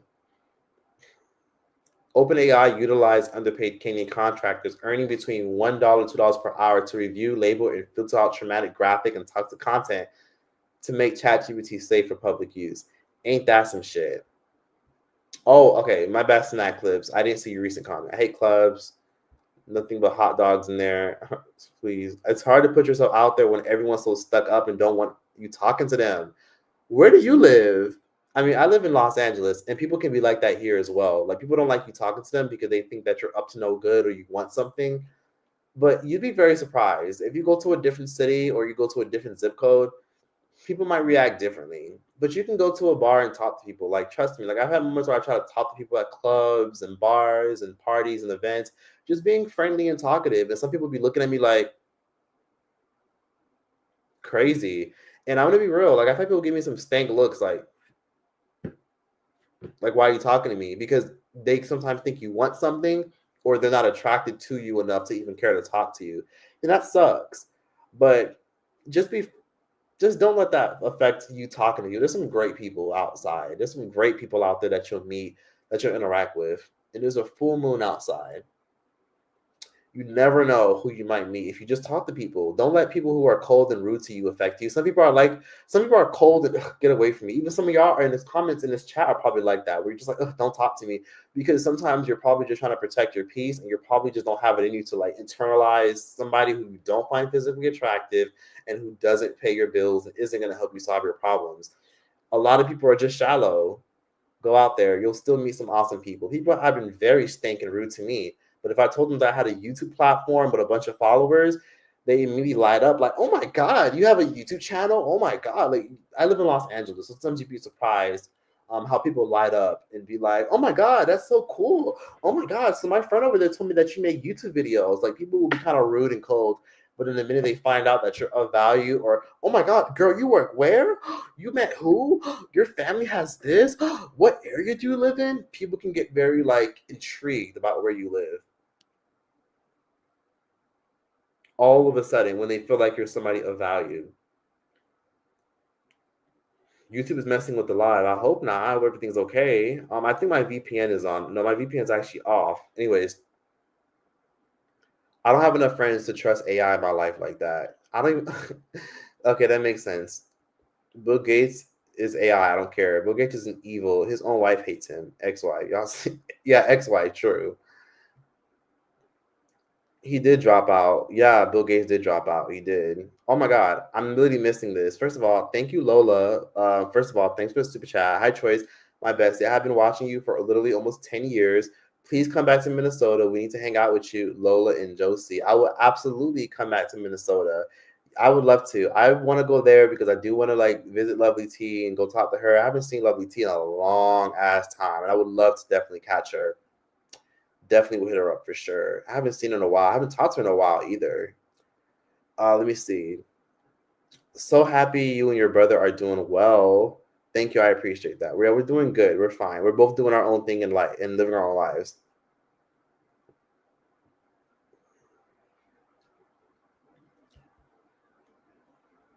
Atlanta is the best city to network. I've been in a music video in awe. Oh my God. In Atlanta? That's amazing. I hear Houston is good for networking too. For those who live in Houston, can y'all say the same thing? Is Houston good for networking? Because Houston is huge as fuck right now. I see everybody and their mom wanting to live there. So I assume the networking pool is pretty big. I almost moved to Houston, but I ended up just moving to LA instead. And I still might move to Houston, but I feel like I'd rather just leave the country. I really just rather get away from American cost of living. But yeah, Atlanta is a great place for networking. You meet some really great people who are passionate, creative, entrepreneurial, on their shit, super hardworking, super community oriented, super driven. Like so many amazing, great people live in Atlanta. I'm telling you, that's a city that you'll fall in love with. Beyonce was a client at the Victoria's Secrets I worked with. I didn't understand how breasts worked, but I knew she was a 34C. Yeah, 3 kids will do that to you. In LA, you want people to be slightly less guarded around you. Just say you're not from there, LOL. They're a bit more patient with out-of-town folks. That makes sense. But then people who are from LA sometimes can, yeah, you're right. They're more patient people who are out of town. If you're from LA and people are talking to you, people might think, oh, who do you know? Who do you talk to? Who do you know? Like people are more guarded in LA. I think industry people are also guarded. People in general in LA are guarded. I don't think it's just if I say I'm from out of town. I think it's just people in general in LA are guarded because you never know who you're talking to, and everyone got a lot going on. LA is a city full of crooks, scammers, hookers, terrible people, demons, people who are living good lives, people who've been traumatized, people who are fighting for their goals. People just try to preserve and contain their energy in many cases, unless you can actually benefit them or fix their problem. Everyone ain't gonna like you. That's okay. Why would you want everyone to like you? Just on to the next. Exactly. Some people don't even like themselves. So if you try to network and talk to people and they seem cold and distant, it's okay. They probably don't like themselves. They probably don't even like their own situation. Think about the person that was rude to you because you tried to be friendly and talkative or be like open and friendly, and they just looked at you like they probably don't like themselves. They're probably traumatized and think everybody's out to get them and everybody wants something from them, but they don't have shit to fucking offer. Don't take it personal. Remember that. They probably just didn't like me. It's okay. They probably don't like themselves, or maybe they're just going through some shit. Just give them a little bit of grace, and it'll help you understand and go through life better. Don't judge your experiences with 1 or 2 people within a year and think everyone's like that. That's egocentric to think like that. Oh, you live in New York City. Okay, that makes sense. You moved there from Georgia. Yeah, in New York City, people are like that. Someone said I just got on the live. Did I meant to talk about Chatisha? We'll revisit Chatisha in a little bit. I must be invisible. LOL. Hey, Trayvon Santana. I didn't see your last comment. I do hate people in general. On point. Let me see. As someone with extreme social anxiety, having trustworthy, extroverted friends help a ton. They do. Social anxiety goes away with a little bit of exposure therapy. I was talking about this yesterday. Social anxiety for me kind of diminished the moment I forced myself to go places alone. I go to bars alone. Scary Movie 6 is coming out. I don't really care for movie theaters anymore, but I might see it. I'm going to go by myself. When it comes to going to amusement parks and the state fair, I'm going to go by myself. When it comes to going to the shopping mall, by myself. When it comes to going to different countries, navigating airports, I go by myself. And it usually is because I just can't trust people to always come with me sometimes, and people aren't always reliable. And plus, there's a sense of resilience going by yourself to certain places. You just build comfort being present and trying to survive by yourself. So this person's asking for advice from the chat. Do you need it? Do you think it'd be weird to move in with my boyfriend who shares a 2-bedroom apartment with his brother? I don't think it'd be a bad idea if you get along with his brother. Do you get along with his brother? And are they clean? I would say if you're gonna move in with his brother, make sure you always got your clothes on and always make sure you pivot towards eventually getting your own place. You cannot be living with your boyfriend and he living with his brother. Like y'all gotta work towards getting your own place eventually, because you will get sick of it. You will realize that they're brothers, they're siblings, so they will touch each other's stuff. And some of your stuff might also be your boyfriend's stuff as well. And you might not want his brother touching stuff. So yeah, it could lead to problems really, really fast when boundaries get crossed. But I think you'd be fine as long as you turn it into a look, 1-2 years I'll stay with you, but then in 2 years or 1 year, let's work on getting our own place. That's the best thing to do.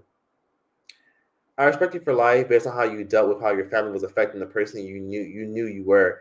Thank you. I appreciate that. If people are affecting your peace, they gotta fucking go. If they're not making your life better, goodbye to them. I need help. I have a huge crush on my professor. Ooh, is he attractive? Does he have money? How will this benefit you in the future? I'm gonna be real. I think if you're a grown adult and he shoots his shot at you, do as you please, as long as he shows interest first. Because if you don't show interest first, it can get awkward really fast. And if your professor is really fucking fine and attractive, I'm telling you right now, he's probably fucked other students. There might be other people. I'll tell you that right now. You probably didn't watch that episode of Soul Food. I mean, that episode of Moesha, where Moesha had a crush on her, her professor. And there was an episode of Soul Food where the woman who played Bird was fucking her teacher. But this was when she was in high school. Some of y'all probably aren't even old enough to remember that show. There was a show called Soul Food back in the day.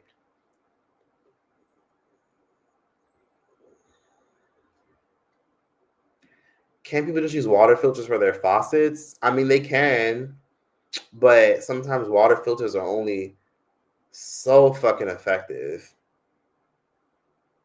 Well, they could use water filters. That is very true. If it's fucking up your water, they can use water filters, but it won't stop water outages. If AI and all these server systems that are literally built into stadium-sized warehouses, it won't affect water drought. It won't stop water droughts, and it won't stop your water from cutting out from time to time in the future. I don't see this happening anytime soon where we're all going to just lose water abruptly. But, like, don't be surprised if we, in the next 15, 20 years, wake up one day and get told, sorry, there's a time limit on the water. Like, after 20 minutes, your water just shuts off. They say LA isn't what it used to be. No, LA changed a lot after COVID. And it changed a lot, honestly, after, like, 2018. When the influenza boom happened. It's horribly expensive, like just like New York City. Like New York City has always been expensive, but there were some aspects of it that was like, okay, this is doable. Same thing with London, same thing with Toronto, but now it's just like every fucking where. Even the ghetto trenches, fucking roach infested areas, even those areas are fucking expensive. That's true. They love me in America because I was Canadian. Yeah, in America they love people from different countries. Mostly, like they love Canadians. No one has anything bad to say about Canadians. Everybody loves Canada. I love pretending to be y'all whenever I go to different countries. I'd be like, "Oh, I'm from Canada. I'm from Canada, bro. I'm from Canada. I'm from Scarborough, Canada." Like literally, like I highly recommend you guys always like visit Canada. Like Canada's like the best place ever. It's literally like the best place ever to raise a family. It's the best place to grow up. It's the best place to just grow up and raise a family and have kids. I just love Canada. If I go to LA, I want to go to authentic parts, not the fake Hollywood parts. Go to LA and go to South Central. That's the hood, but there's a lot of culture. There's a lot of Black, Hispanic, Caribbean-owned restaurants that have been there for generations. There's a lot of Middle Eastern restaurants that have been there for generations. There's a lot of soul and culture in the hood in LA. Like, go to South Central. And downtown LA is just fucking disgusting. But it's also fun, and there's a lot of wealth over there, and a lot of really cool vibes. LA is one of the realest places you'll ever see. I'll be honest with you right now. LA doesn't hide what it is. It just people just show and project what they want you to see on television, and it is a beautiful place, but it's also a very ugly, dark, and unsafe place as well. It's a fucking major city. It's a major city that needs a lot of work. We're just now getting a people mover at our airport.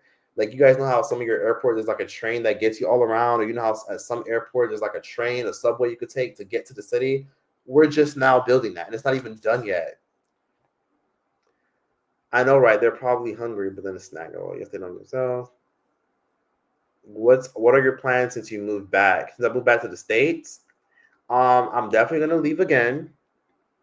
It's over like 9 billion people in this world. It's not the end of the world when someone dislikes me. Join the club on the exactly.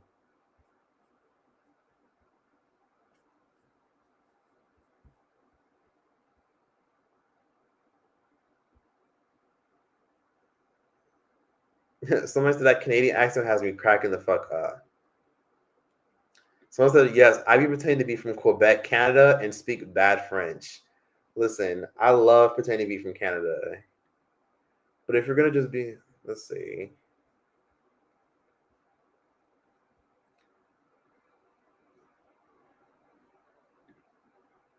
I had an attractive professor this semester. I kept it cute, though. Yeah, keep it cute. unless they shoot their shot and you're interested. Because they might not, some people are scared to shoot their shots because you never know. It could cross professional boundaries and they can get reported.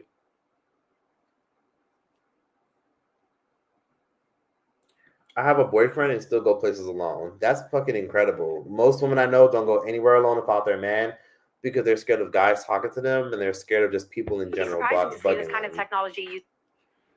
Honestly, having a water filter is better than nothing. It really is. My professor is so sexy. He's like 6'4" and he looks at me like he wants to eat me. He probably does that to like 50 million other people. I guarantee you that. 6'4", dudes who are over 6 feet tall get a lot of attention, and they usually can get any woman they want. If you're looking at him and he's looking at you and you're like turned on by him, I got a huge crush and want him, I promise you, he's done that to like 50 other people. I bet you he had like 25 other students in his phone. If he shoots a shot at you and he's worth it and you get something in return, great. If not, have your fun and keep it moving. But what I will say is, does he have money? Is he going to benefit you? Are you going to get like a better grade in his class? I'm gonna just be real. Like, you got to think that shit through. Like, what will you get in the long term talking to your professor? If the reward is not all that great, then just don't even waste your fucking time. There's plenty of fish in the sea. Cupid just hits you with one of his many arrows, and you're just infatuated with him. I don't know if you really like him, because do you even really know him besides being your professor? Professors usually can't date students.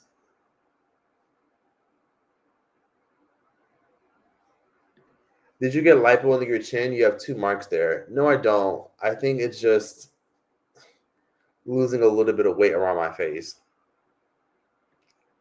Yeah, some professors are loaded. Okay, a lot of y'all telling her to stay with her professor. Not gonna lie, you should do call-ins. I should do call-ins. That wouldn't be a bad idea. Okay, you know what? If I could figure out, I have a text screen number that I can give out. But then again, I'm scared that I'm gonna have to like literally order a whole new one. Like, oh, I don't want to keep paying for text free numbers every single time. When I find a way, I will definitely do calls. I can even do them on Instagram. That's a good idea. Instagram would probably be great.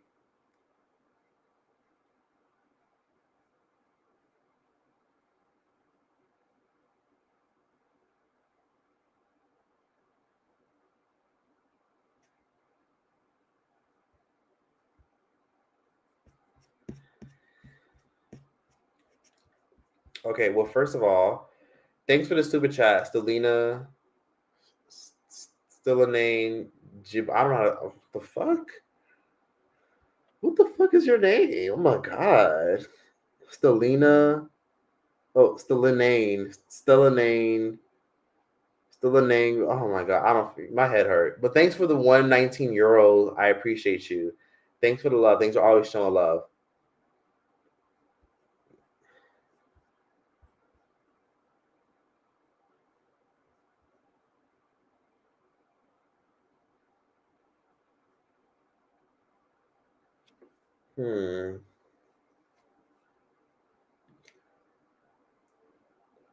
Wait, you said, I'm not sure if you already discussed this, but I'm curious if you heard about the white girl group chat plotting on how to get black athletes that got leaked. If so, what did you think? I think it's common as hell. Them white girls, them white women, they know how to get a fucking ring. I've rode on planes before going to very interesting locations, and a lot of those women that you see in first class, they bag them an athlete, they bag them a rich husband, and that husband that goes on those work trips are always fucking cheating on them. So I think those women are smart. I think those women are wise. I think those women are trying to secure their future. I wish more women of color, I wish more Hispanic women and more black women were doing the same thing, trying to secure a guy that was going to secure their future long term. If he's an athlete and he got money and he's going to like go into the NBA and NFL one day, you better do it. Like, you know how a lot of these fucking like NFL scouters be like going to these fucking colleges? They're always looking for their new roster because people in the NFL and the NBA, they age out. I might talk about this. This is an interesting subject. Some of these white girls and these white women that want babies with these dudes who are going to be in the NBA and NFL, they're playing it smart. They know how to get a ring. These white women who bag these athletes, they know what the fuck they're doing. The game, remember I showed the game? Remember the turkey baster method?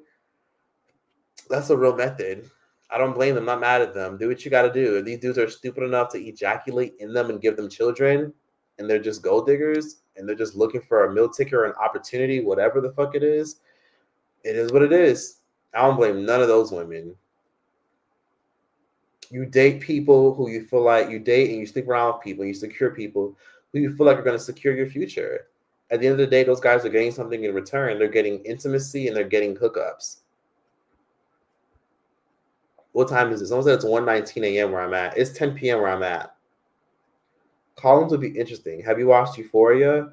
I watched the first season and I watched the first episode of the second season, and then after that I was bored. Euphoria, I'll give it another shot, but I just stopped watching it. I think it's on HBO Max. I never renewed it. I only got HBO Max to only watch Euphoria and South Park because I love South Park, and now it's lame. And Euphoria got lame, so I don't have HBO Max anymore.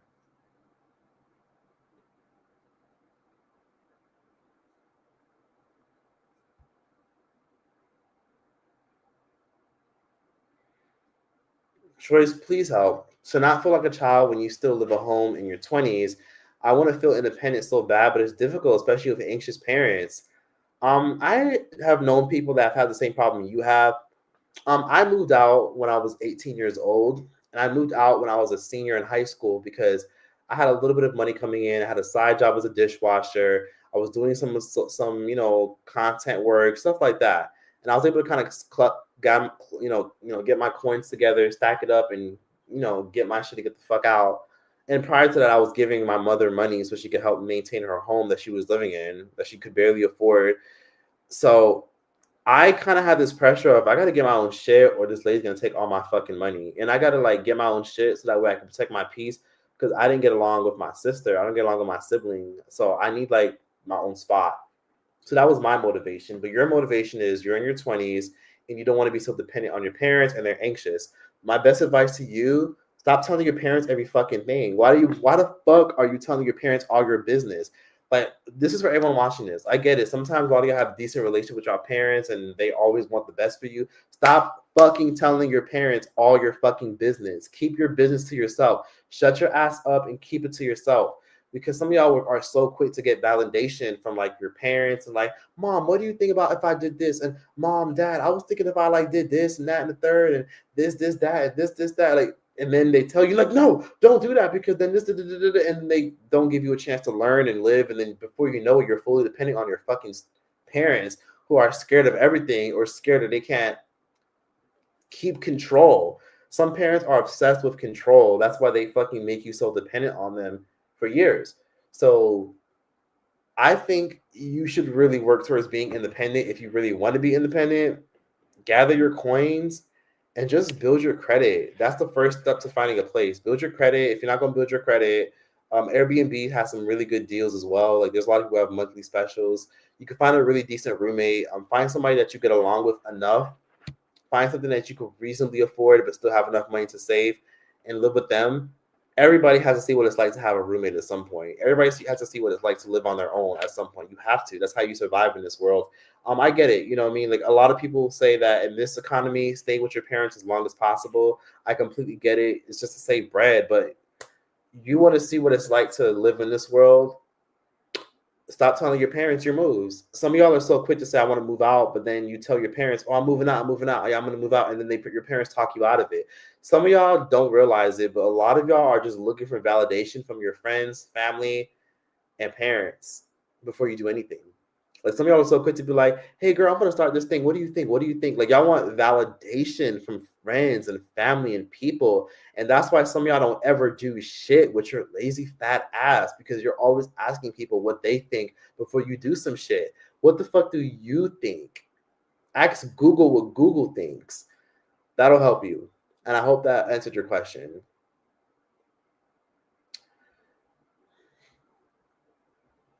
Anyways, tips on moving in, save your bread, get a roommate, and eventually you just figure things out as you go.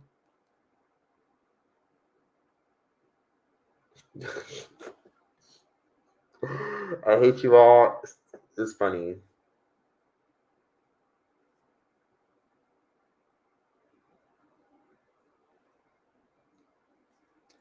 Okay.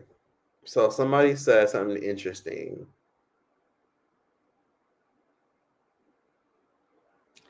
White women are raised to understand hypergamy to a T. I feel like you should run it because then it would be especially he's a pervert. I talked about that stuff already. Oh yeah, we talked about the AI stuff. So Corey Sims, if you just got here, we're just having a little chat. So you kind of got to go all the way to the first hour. Right now, I'm just doing what I usually do, which is I talked about everything at the beginning, and now once I hit like the whole 50-minute, 1 hour mark, that's when I get into okay, we can converse and discuss and answer questions. Someone said those men are usually abusers. The one, okay, yeah, they usually sometimes. If they don't mind non-black females doing it, but when black women try to do the same, we're called gold diggers. Good point. But they have privilege, white privilege. You're right. The black athletes love the Beckys with the good hair. They love the wealthy white girls who have suburban families and suburban lifestyles. I guess because it makes them look good. I don't know. I ain't mad at the leaked snow bunny chat. We all knew that population moves like that. Low-key aren't smart when a lot of those guys low-key aren't smart when it comes to their root chakra.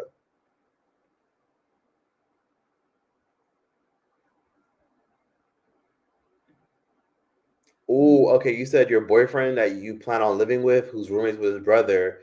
My boyfriend's brother's girlfriend lives with them now and doesn't pay no rent. Yikes. Okay. So basically, you want to live with your boyfriend who also lives with his brother, and his brother got his girlfriend. So you got one couple in the house, and then your boyfriend is in the other room, and now you're going to be the addition to the rent. Yeah. So what happens when his brother starts touching your stuff and the girlfriend starts touching your stuff? Are you going to be able to talk it out? Are you friends with them as well? Are you cool with them? Are you tight with them? Would you like go to the bar with them? If you wouldn't go to the bar, hang out with them, I wouldn't live with them. It's just that simple. And it's okay, and that's okay if they're not your cup of tea. Like everyone's not your cup of tea. My brother has dated a good amount of people, and some of them they weren't my cup of tea, and some of them were, and it is what it is. Like it just means you just don't clash, you don't mesh. Somebody said the last episode was tonight. The last episode of Euphoria. Oh yeah, I forgot. Euphoria only has like 7 episodes. I was like, that was fast that the shit already ended.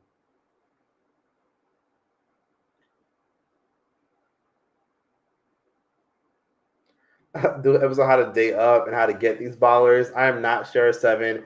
I don't have much experience, so I wouldn't be able to tell anybody anything. I would just say when it comes to anything in life, think about, I guess, long term. Because sometimes people get into relationships, and I think many of us are guilty of that, where we have dealt with people, and you look back and you didn't get anything other than some fucking good dick and bubble gum and some trauma to discuss with your therapist.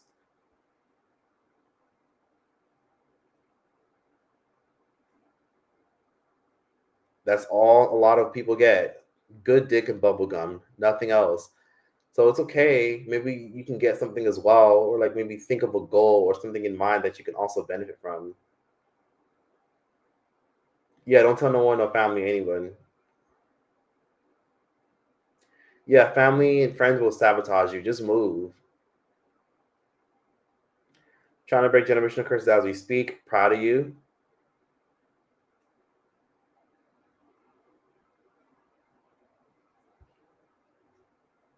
I fixed my credit with ChatGPT. Shout out to you. That's very wise.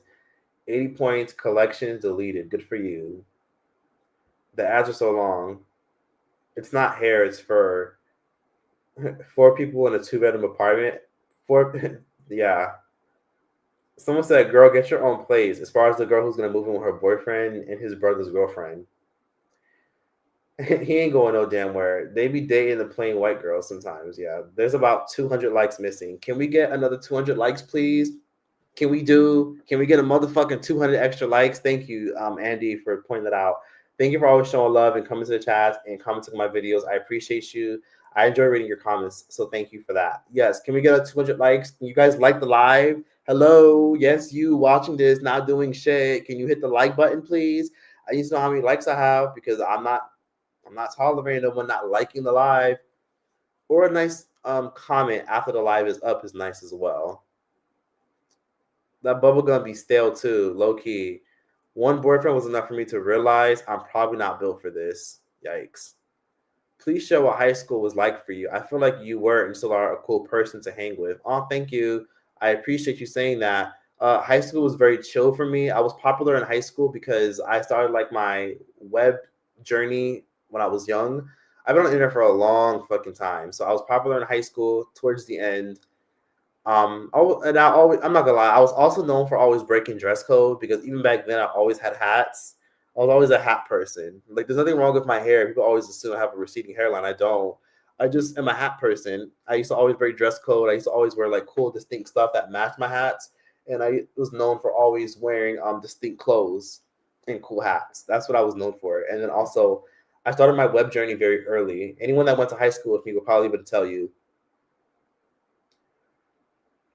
But high school was chill. I was more so a C student. Sometimes I did not go to class. Sometimes I left early because sometimes I wanted to like go home and film content.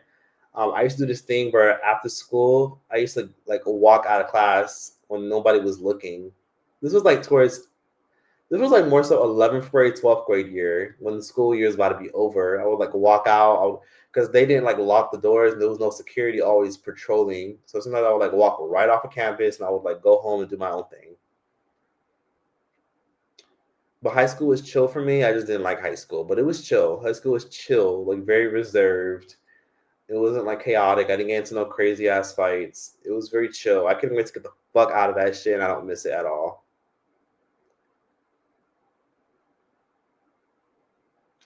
Okay, someone just gave advice to the young lady thinking about moving in with her boyfriend and her boyfriend's brother and her boyfriend's brother's girlfriend. Do not do it. I moved in with my brother's boyfriend. With my boyfriend, I moved in with my boyfriend and his brother and his girlfriend, and we ended up fighting. It was cool at first, but it went sour. That's the thing. That's the thing. Living people is a different story. That's why I say, like, if you ever do roommates, it got to be one other person. It got to be someone that you're fucking. It got to be someone that you're friends with, someone that you know, or if it's a complete stranger that you don't know too well, it got to be like surface level shade. Like, I can only handle one personality at a time. That's it. I can't do 2, 3, 4 because you never know. Like, people be having secret alliances. That's what I got to understand. Like, when you have roommates and it's multiple people like to pull people to the side, talk shit about you. I don't want no secret alliances, so I just would avoid that. You can only deal with one person at a time. What do you think of backroom films? I'm not sure what that is. I like the live. I already like the live done. You have 422 likes. Oh my God, can we get more? Can we get to 500? I would love that. High school was not chill for me, but I was super excited to leave.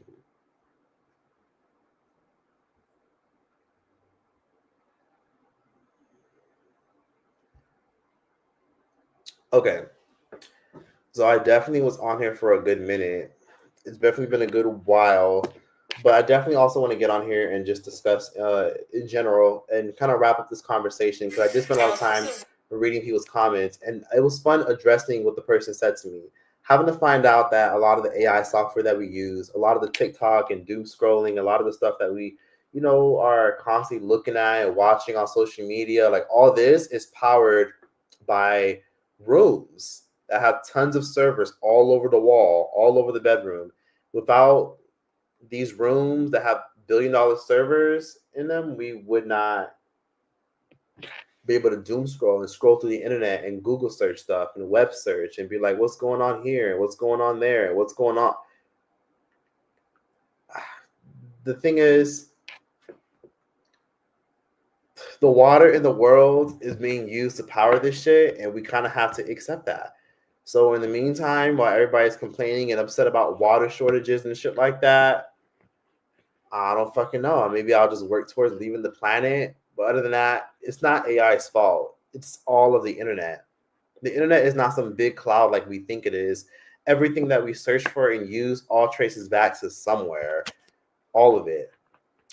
And it was nice back then when we thought that the big World Wide Web was like a cloud that just went into oblivion. But then having to find out that it's all just a bunch of computers and servers, it gives me a different and broader perspective about why people like Bill Gates and Jeff Bezos are able to influence the world and control the entire fucking like narrative if necessary. You know what I mean? Like why media is influenced, why certain things are controlled about like what's reported in the news, and how some media platforms will talk about the same exact thing, the same exact way. The same people run shit.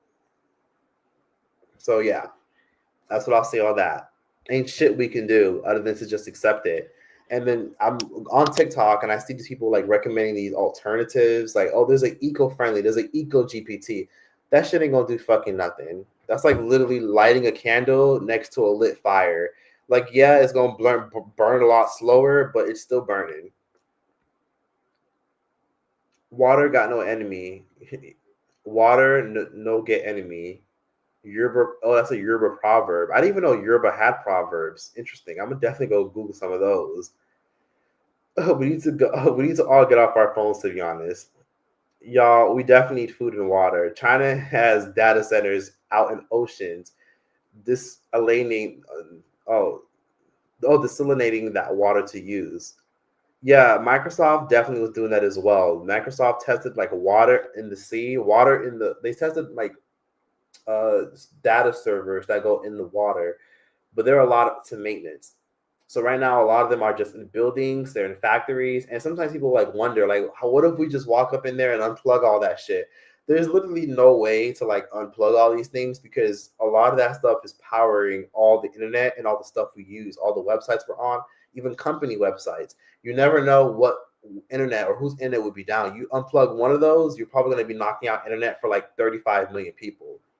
So what's interesting about these data servers and these places and these factories, a lot of these places are discreet. You really never know where these servers are being hidden. They're literally in stadium-sized factories. And it's weird because these same stadium-sized factories, you can't get into them. Some of them are literally powered by biometrics. Like you need literally thumbprints to get into these rooms. You need like eye scanners to get into these rooms. Like, you know, those movies where like you gotta like get into a room, but it's a biometrics. They have to like test your eye, and like you gotta use your thumbprint and type in a code and type in another code and another code. All that stuff is secured with that kind of stuff. And you won't even be able to make it inside because some of those stuff are fenced off. Tons of fences, a bunch of cameras everywhere, and there's people that are armed security guards. I'm talking about people with weapons all over the world, in Beijing, China, in Amsterdam, in Ireland, with guns ready to blow your head off if you even try to go into these data servers and unplug any of them. Because whoever controls the data, whoever controls these servers that have to be cooled down with water, controls the fucking world. You unplug a bunch of them shits, you could be shutting down and fucking up a whole bunch of businesses. Amazon could be losing $10 billion as we speak if you just unplug a bunch of those things. So you won't even have a chance to even get into those kind of buildings.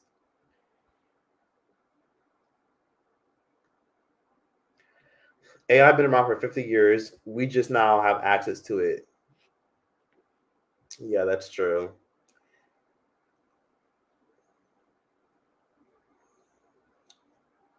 The Netflix Michael Jackson documentary is coming on a Wednesday. I'll actually watch it. Maybe I will, maybe I won't. I don't know. Can someone get this bot out the chat? Who's the bot? Is sink water good for you to drink? I don't drink sink water personally. I usually go to like my local laundromat and they have like a little water filter system where if you just pay 45 cents, it can like literally fill up an entire huge jug of water for you. And it lasts me like literally sometimes a month. The Netflix Michael Jackson doc is coming on Wednesday. Are you going to watch Scary Movie 6? Yeah, I'll give it a shot. I'll go watch it and review it. The Yoruba culture proverbs is in our language too. Good to know. I actually want to go to Nigeria so badly. I'm going to go to Lagos. Has anyone here ever been to Nigeria? I really want to go.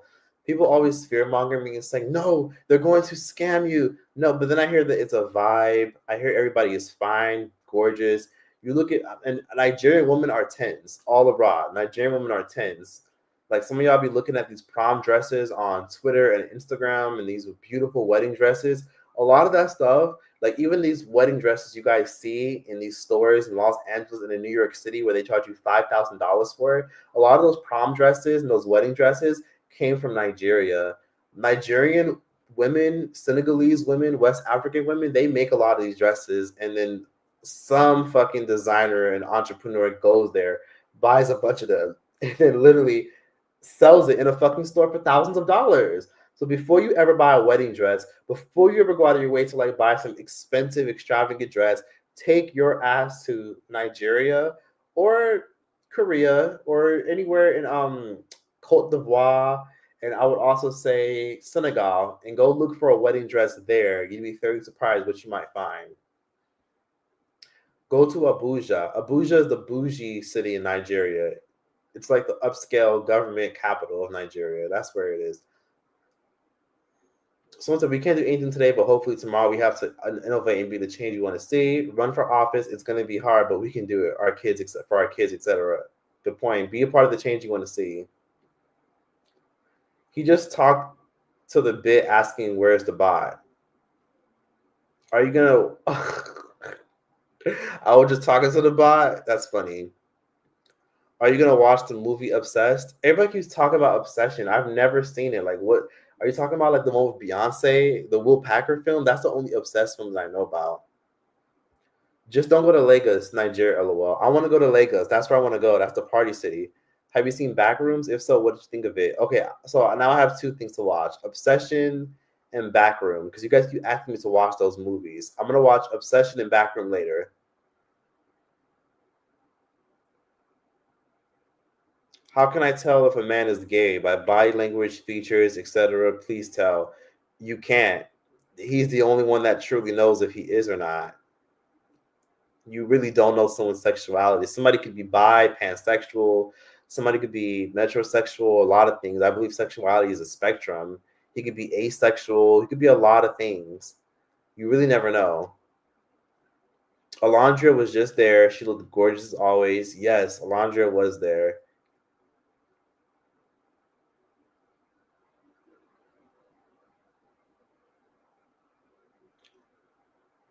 You went last year to Nigeria, you will be fine. You'll be fine in Nigeria. It's best to go for local. In Lagos, you would enjoy yourself. Okay, I'll go to Lagos.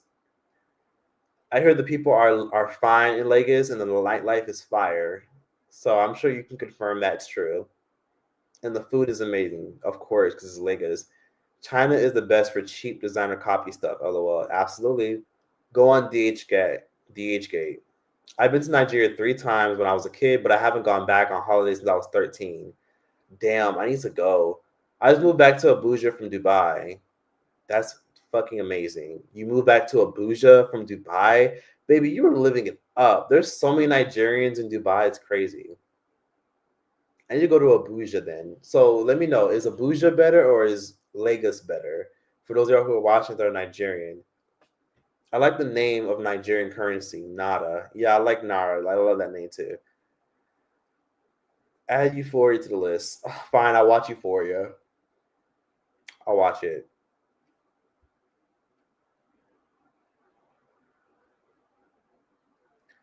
Someone said, if you have to question whether or not a man is gay, he's gay, in my opinion. Little do these losers know, scammers are everywhere on the globe. Do you think MJ Prince was gay? Maybe, maybe not. Prince was able to steal your bitch, walk around heels and eyelashes, and then fuck another bitch the same night. So I don't know. Maybe Prince was, maybe he wasn't. Prince was Prince. Alua choice. If a man hits a woman, he's probably gay. They trying to get scammed. Don't do it. I think everyone's a little gay. Who in the Caribbean has the best food in your opinion? The best food in the Caribbean is definitely Jamaica. And I mean, I do like Haitian food, obviously, because I grew up with a Haitian mother culturally. So Jamaican food, and Haitian food is great. And I like Trini food.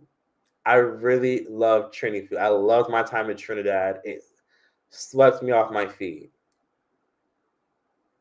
What's the portable Wi-Fi router you use again? Glocal. So basically, I have Wi-Fi in almost every single country I go to because I bought this little Wi-Fi hotspot called Glocal. It's GL, like local, but with a G. So just look up Glocal, local, but with a G, because the G means global, but you're local. So look up Glocal on Amazon or go on their website and just buy one of those hotspots. It's like $200. You download the app, you pay for service, and it just lasts a long time. Just make sure you turn it off, turn it back on, and I carry it everywhere. It fits into my pocket, and I'm able to have Wi-Fi anywhere. As long as I'm on the ground, I have Wi-Fi in almost every single country. I've used it. Worked in Saudi Arabia. I've used it in let's see, Morocco. I've used it in Algeria, which doesn't even have tourism, so that tells you a lot. Anywhere where there's cellular data, it works. Cellular towers, it works to be exact. Lagos is lit, but Abuja is bougie. All white, all while he wearing assless chaps. I believe that both MJ and Prince were very straight. Oh, I do love Ethiopian food. African food in terms, yeah, I do. Haitian food is the best Caribbean food. Okay. It's $200. Yeah, it's $200 for the new one. Mine's is touchscreen. You can get the old one for $105. The old one isn't touchscreen. The old one is more so like you turn it on, but you don't know that it's gonna die until it actually dies. The one I have is the new version, so it lasts a long time. I mean, it's lasted me a long ass time, and it has a good battery life, and it's good. It's convenient. You can switch languages on it, and it works everywhere. So it's a good investment if you don't want to constantly keep buying like eSIMs and eChips. And yeah, you gotta sometimes buy data. The data on it lasts a long time. You get high-speed internet on your phone. Anyone can connect to it. It works good, but it's a good investment. It really is. Or sometimes you can find resellers on Amazon. You can find the used one on Amazon. So I would say go on Amazon and people will sell their used ones. Oh my God, that's so nice. Hey, Jalen the Creative. Jalen the Creative said, as a truck driver, ooh, you got big money. Okay, I see you. You're doing amazing. Truck drivers, y'all doing amazing. Shout out to the truck drivers. As a truck driver, you have no idea how much these late night lives keep me awake on the road. Thank you so much. First of all, Jalen, I'm so happy you enjoy these lives. I'm happy that you're able to watch my live and be entertained. And honestly, I have so many more lives. I talk about so many topics. Like, I really love when y'all hit me up and y'all tell me that when I do these lives, it keeps you up while you're like watching your kids go to sleep. It keeps you awake. You guys are watching with your kids. That stuff makes me happy. So thanks, guys, for watching me. And I need to do more lives. You know, at one point I didn't do lives because I was like, nobody gonna watch that shit. Who the fuck gonna sit up and watch me fucking late nights, fucking run my fucking Wi-Fi electricity up to the fucking roof? Because as you guys see, I got my fucking like lights, these hot ass lights that are burning mad fucking electricity. But nobody want to watch that. You know what I mean? And that was my perspective. And then eventually, I just did them, and people really fuck with them. And also, the algorithm responds pretty well to them. Sometimes I just didn't do them because I was like, what if it doesn't get as many views? What if this? What if that? And for as long as I've been on YouTube, it is kind of sad how I didn't start doing live streams consistently until this year. Like, I'll say I've only been doing live streams consistently for a year. That says a lot. Like, only for a year. That's crazy. But now I'm happy that people like my lives. Have you been to Puerto Rico? I'm not sure if I should go to San Juan or in air. I've never been to Puerto Rico, but I've heard good things. And you don't need a passport, so it's convenient. Uber works there. Your phone will work there. Your service will work there. I've heard good things. And a lot of people there do speak English because some of them have family on the mainland and some of them used to live in the States. So I think you'll have a good time. I've never been, but you're making me want to go. Thai food is so good. Yeah, that's my favorite type of Asian food for sure. So let's see. Somebody said, I love my chat GPT. I call her Chat Tisha. I call mine Chat Tisha as well, or I call my chat GPT Chat Quan. Chat Quan. I like that name. That's a nice name. How much data do you get? It just depends on how much data that you buy. Some data can be like, I've literally bought data for like, because again, you got to just download the app. Just download the app and go see for yourself. Glocal. So download the GLOCAL app. It works in every country I go to. Because sometimes I'll be going to different countries and y'all only have Wi-Fi at the hotel or only Wi-Fi at like these random places. Like sometimes y'all be driving in these random states where like service be bad and shit like that. Get a Glocal. It's like a little hotspot. Sometimes you can literally buy 2 weeks worth of data. Like I want to say maybe like what? 4 megabytes, 5 megabytes. That's how it works for like $25, $28. And it'll last you so long. Just as long as you turn it off. If you're not using it, turn it off. If you're going to sleep, turn it off. If you're literally at a restaurant and they have free Wi-Fi, turn that shit off. So just preserve it and save it because it only goes down for however much you use it. So however much you use it is how much it's going to get drained. You got to buy another loot. When I was in Algeria, I was able to buy 3 weeks worth of data for like $50, and it lasted me for 3 weeks, and I was able to use high-speed Wi-Fi everywhere. Like I was able to use TikTok, Instagram, everything. But when I wasn't using it and it was time for me to go to sleep, that shit went right off. So I recommend a lot of you who want to travel, go to different countries or have been in other countries, get you a local hotspot. That's what I use, and you'll have a good time. If you want me to send you a link, you could just DM me on Instagram, and I'll send you a link to the one I have. If you want me to tell you, if I don't respond to your DM, for anyone that has ever DM'd me, just comment on my recent photos and just be like, check DM. Hey, can you please check your DM? I'm sorry if I can't get to everybody, but most of the time you have to just let me know you sent me a DM because I get so fucking many. So many. Especially a lot of y'all reached out to me because when I did my video talking about how I like to go to Africa or I plan on going to Asia to buy like, knockoffs and replica bags and designer, a lot of y'all reached out to me and I haven't even got back to everybody. I literally responded to like 30 people, maybe 20, 22, 25, give or take. But I responded to so many people and now there's more because I talked about it in one of my videos that did pretty well. So I'll get back to everybody, or I'll make an announcement when I'm in Asia or I'm in Africa and I'm ready to like buy these replicas and shit.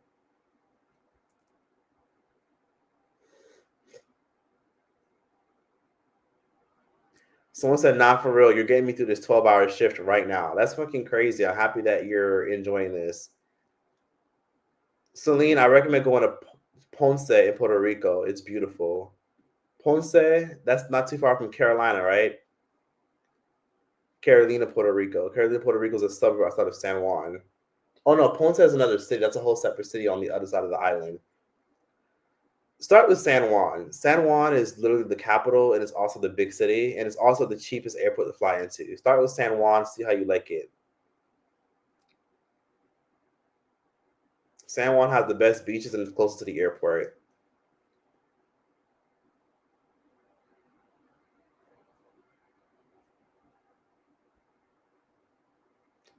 Hey ho, hey Pixie Woo, what's up? Oh my God, please send us a link for the data, please. Wait, so I'm going to Colombia in a few weeks. Should I get me the portable Wi-Fi? Okay, I'll show it on here. People keep asking me, Choice, what do you think of Cape Town?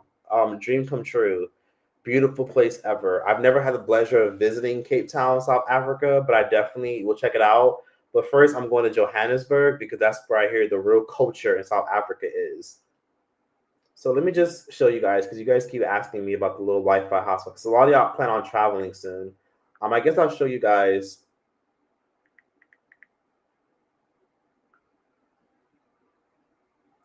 I got to go to my Amazon orders so you guys can see it. And I'm very grateful. How many likes do I have now? Because I'm very grateful that there's so many people watching me right now. Let me see. So this is my Glocal. Oh, well, the price went down. So it's about $150 plus tax, about maybe like $160. So this is mine. I have a Glocal. So it looks just like this. It's literally from the company Glocal. It costs about $149. It's literally touchscreen. You can convert it to Spanish, French, Arabic, Chinese, multiple languages. You can use it all over the world, wherever there's cellular towers, and it fits in your pocket. They got the older versions, but I like the newer version. So the newer version is about $150 on Amazon right now. And the reviews are very good. It has 4-star reviews. So this is literally what it looks like. Let me show you guys again. The Glocal. This is what I carry everywhere. It's touchscreen. I could use it. It slips into my pocket. And it only works when you're on the ground. So if you don't want to constantly be at the airport trying to buy like data and shit like that, and like, oh my God, I got to get me a SIM card so I can be able to use the internet. Get this. This is like the best thing you could have. Please get this. If you want to know more travel hacks, I did a live stream a couple months ago during like New Year's time where I talked about my travel hacks. So go watch that. Just keep scrolling. You'll see a live stream I did months ago, almost like 7 months ago, 6 months ago, during like January time, 6 months ago. So this is it. Just screenshot this and go on Amazon and buy it, or go on their website and buy it if you don't want to use Amazon. This is what I have. There you go.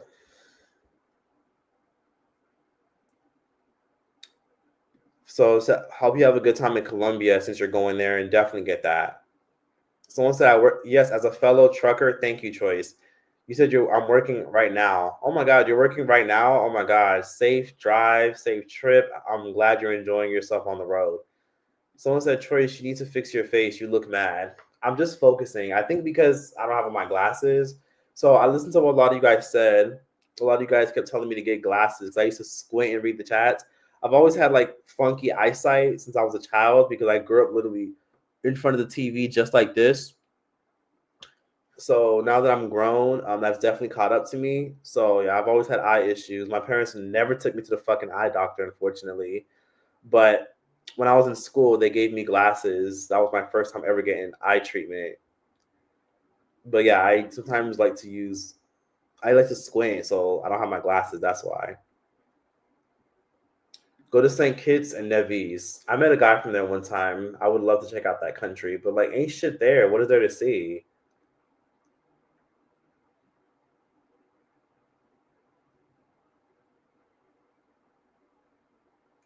Oh, you said you're in Stockholm. You're in Stockholm, Sweden, and you're on your way to work at 8 a.m. That's so interesting. I would love to go to Sweden. I heard they like Americans, so I wouldn't mind going there. Oh yeah, I got these on Amazon. I got a whole pack of these on Amazon for like I think $25. A nice pack of these. Oof! Oh my goodness.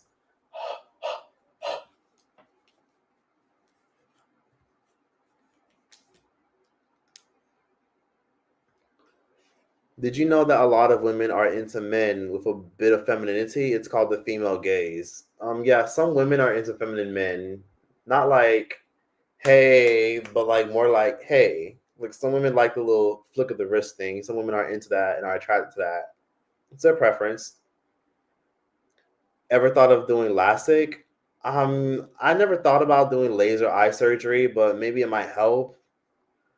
I mean, people did recommend it, but I've never done it. I've never thought about doing it. I mean, my best friend is in Japan right now. Nice. Thailand, Vietnam, I love that. Colombia, I love that. Oh my God. Y'all need to, let's see. Can't wait till you go to South Africa. Hope you vlog whenever you get so interested in their culture and country. I would love to. The lives don't help me stay up or at work. I just fuck with them because it's hard to find real people. Even though I sub to are entertaining but not real. That be like that, I like the live. Thank you so much. I agree with that as someone who also consumes. I see Glocal. Thanks, I'll check it out. But yeah, I agree with you. I'm subscribed to a lot of people, and it's so hard sometimes to find people that I can connect with and relate to or like because yeah, YouTube just doesn't have that spark that it used to. Sometimes we were so invested because YouTube had like its own separate subcategory of drama. Now everybody's into like celebrity drama, which can be a little bit annoying sometimes. Like YouTubers had like their own set of issues that they were dealing with because they were also people as well. But now a lot of them left, so sometimes they can get kind of dull. And I used to talk about all these YouTubers who did this, fake drama, or always had some shit going on. And then now a lot of them don't have shit going on. It's like, ooh, like now things are boring. Like Rice Gum doesn't even post on YouTube anymore. The Tana Mongoose girl is pretty much staying out of trouble. Like people take YouTubers seriously because YouTube is considered like the A-list side of like content creators because YouTubers do pretty fucking well compared to other content creators in terms of like getting people's attention, being seen, because it's really hard to like be a popular content creator. Like being a YouTuber is very rare, and then being able to hold an audience, and then eventually a lot of content creators they get burnt out. Like your favorite content creator they used to watch, the bitches is burn out. They burn out. They can't post it consistently anymore. They don't have it in them. It requires a lot of mental work to handle being on the fucking internet and posting. So a lot of them leave. A lot of them, their views go down. They lose out on everything. They lose their momentum, and you never see them again. It is what it is. Have you ever had a Trini double? Yeah, I don't like doubles at all. They're not my cup of tea. I don't like them. You inspired me to make my channel in high school. Now my itch started popping. Good for you. I'm proud of you. Don't let these trolls ever get to you. Prioritize business and being an intentional person. That's why I rock with you. Thank you so much. I'm happy your channel is growing. Keep going. Do not give up. Before my channel really popped off, I posted every single week. Never missed a week.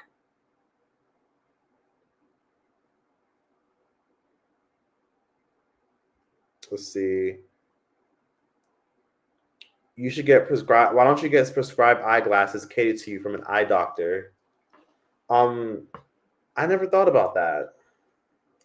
These glasses work. I mean, they work pretty good. I'm able to see things, but you're right, they're not my prescription. So I should probably go to an eye doctor to get them. Let me see. Just finished Euphoria. So sad it's over. Honestly, I heard it's lame. So you never know.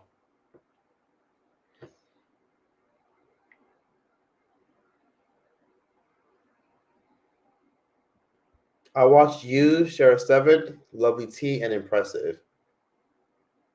Interesting.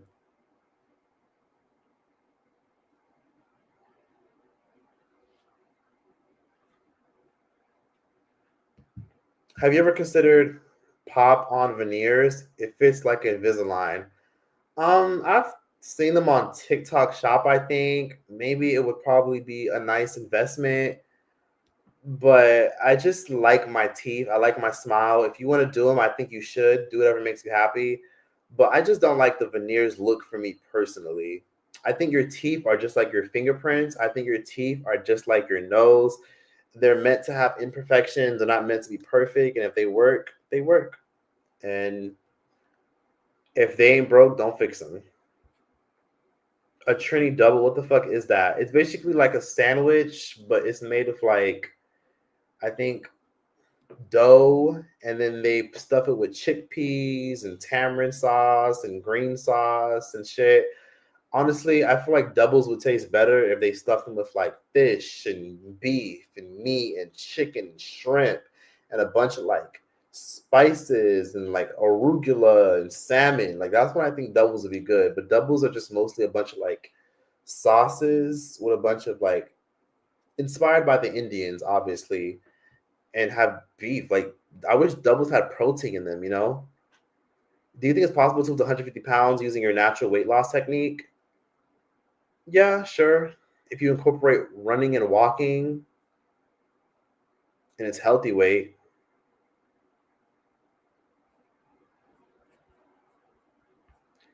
Okay, so I've been on here for a while. Let me see how many likes I have on here before I get off because I had a really good time talking to y'all. I'm gonna do more content soon. I know people just be like, "Oh my God, Choice, you know the bills must be coming up because you're going extra hard and being extra consistent." Look, I'm telling you right now, I really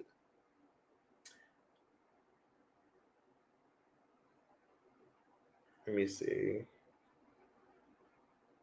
I really want to be more consistent and post more and be more hard. I feel like I took content creation and content making a lot more seriously, and I think I can do a lot better with this particular year. I told myself this year I would go extra hard, no games, not taking no shit. Oh my God, we're not even at 500 likes yet. Can we like the live? Can anyone watching this like the live? We're at 478 likes. What are you doing? Can you guys like the live? Please leave a thumbs up if you're watching this. Show some love. Leave a like. I like to. I like to hit a threshold. I like to like hit my goal of 500 likes per live, and we're almost there. There's 539 people, 478 likes. Come on, y'all could leave a like. Okay, I appreciate that. We're at 482 now. Thank you guys so much. Just leave a like. And if anybody has any more questions, definitely let me know. And please give me suggestions for YouTube videos and movies and TV shows that you guys want me to watch because you guys keep recommending things like Obsessed. And then a lot of you guys will recommend me watch Euphoria.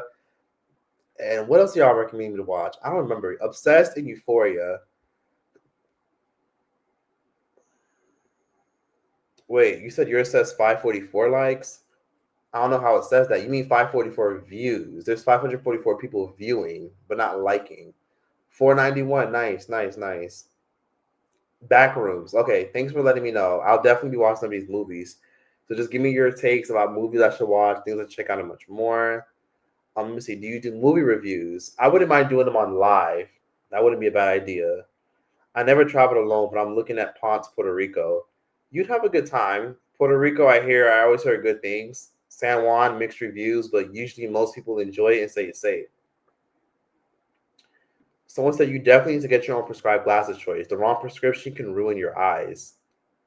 Yikes. Okay, maybe you're right. Okay, I will do that. Maybe not in America because medical care in America is expensive. But I will do that. You need to go get prescribed glasses. Okay, that's a good point. I mean, I had a feeling about that, but you bringing it up to me really validates it.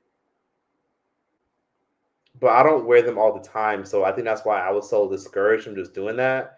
I usually use them whenever I'm reading. Other than that, I just don't wear anything. Someone said, Choice, how old are you? Ooh, a true one never tells his age. You could just go on Google. You'll find it there. Choice, you are so funny. I love it. I need to go to bed. Thank you so much for watching. I appreciate that, and good night.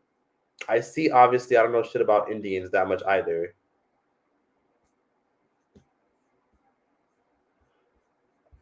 Okay, Backrooms. Hi, Choice. What's your thoughts on the late 2000s YouTube compared to what it's currently like? I've been enjoying your recent live streams.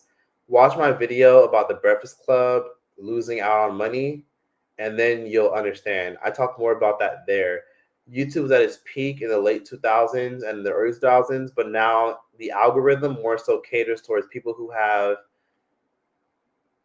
more reactive community, and if people are scrolling towards your video and not past your video. It's also like keeping track of like if your actual viewers are constantly scrolling fast forward and clicking off. So that's kind of what YouTube does now. YouTube doesn't really give a fuck about pushing you just because you have an established channel. Everybody's competing in the algorithm. YouTube doesn't care that you have an established audience. It's either people go out their way to find your channel and that's that, or they don't. So if people don't go out their way to find your channel or look for you, YouTube's not gonna push your videos just because. They're gonna be like, what do your people think about you? And if your people don't fuck with you like that, or they're acting weird or hot and cold about videos you post, YouTube won't push it as much. So a lot of content creators got fed up with that and they left. Many of them left YouTube after like 2022. Once they like 2022, you stop seeing the same YouTubers that you used to watch all the time post. If you keep it up, you'll be at 800 million subs in no time. We can only dream, right? I work at a dental office. None of the doctors have veneers.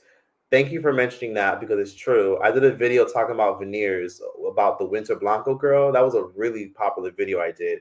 She basically talked about how her veneers kind of ruined her life, and she still has problems with them occasionally because they really fucked up her teeth. Yeah, most doctors don't have veneers because veneers are unnecessary. You don't really need them. They're more cosmetic. Don't get me wrong. A lot of y'all watching this probably have veneers or want to get them, and they'll probably work out amazing for you. But the whole Hollywood smile thing, I'll be real. To be honest with you, if you have dental issues and your teeth are missing and you have strong teeth, sure. But some of y'all need to see an implantologist. Some of y'all need to see a periodontitis. And some of y'all need to actually go get dental treatments and dental cleanings before you get veneers. Some doctors will literally just put veneers on your teeth and not even give a fuck about underlying issues. They're just there to put the veneers on and that's it. A true doctor will tell you straight up, I don't recommend it. Get Invisalign, get this, get that, and that's it.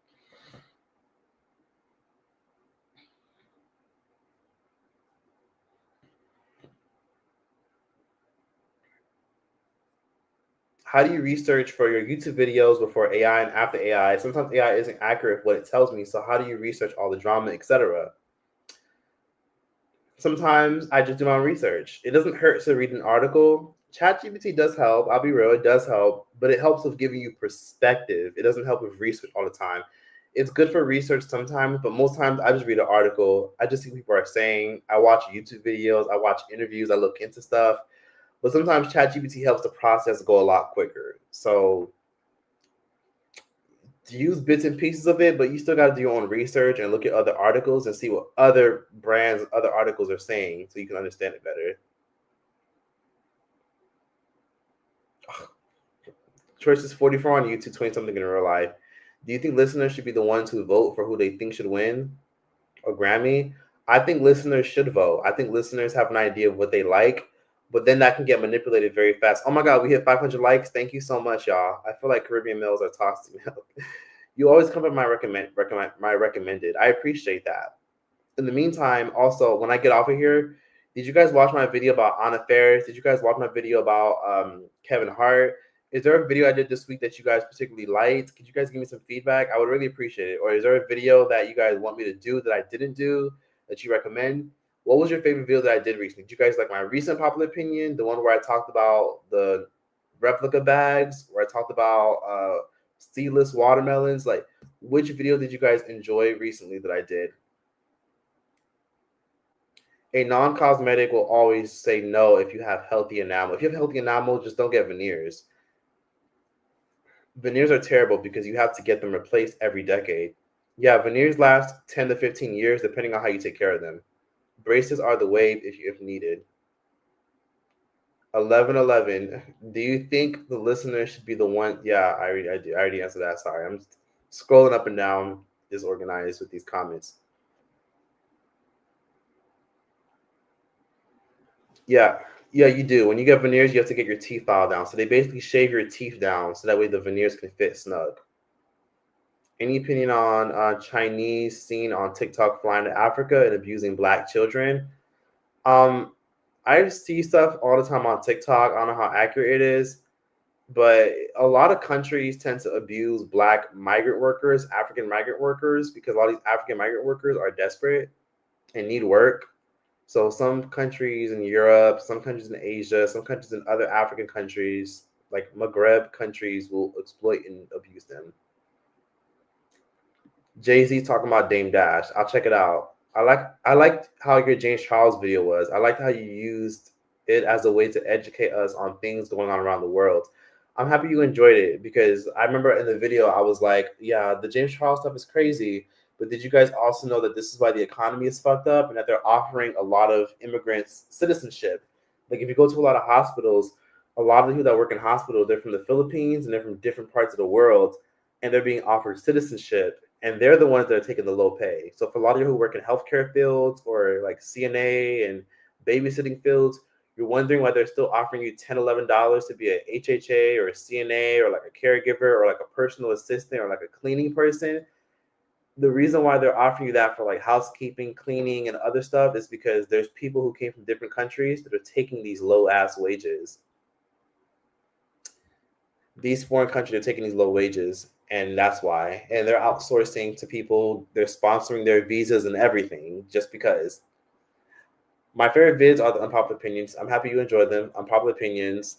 Please do a video on voodoo. That's an interesting video. I have my own experiences, especially growing up with a Haitian mom.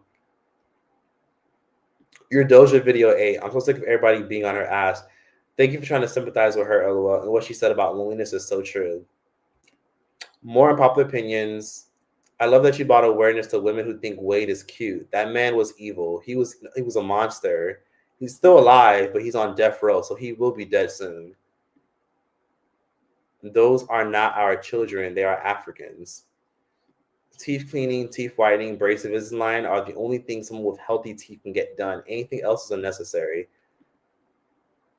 And then, of course, you said braces and Invisalign. If they have healthy teeth, yes. If they don't have healthy teeth, implants are also good.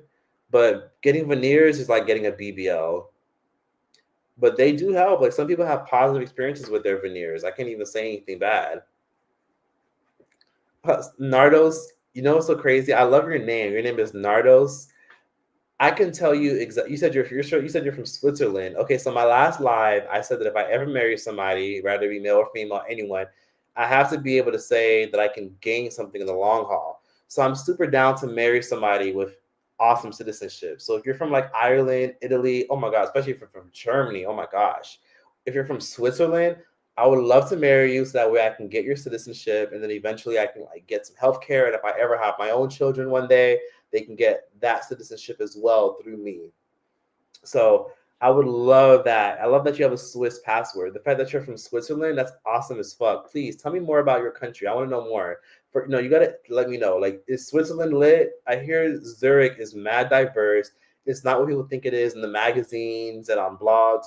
Switzerland, I hear, is mad diverse. They have like Afrobeat events, they have Caribbean events. There's like a bunch of Hispanic people. There's a bunch of Brazilians there. I heard that it's really fun. I heard that it's great.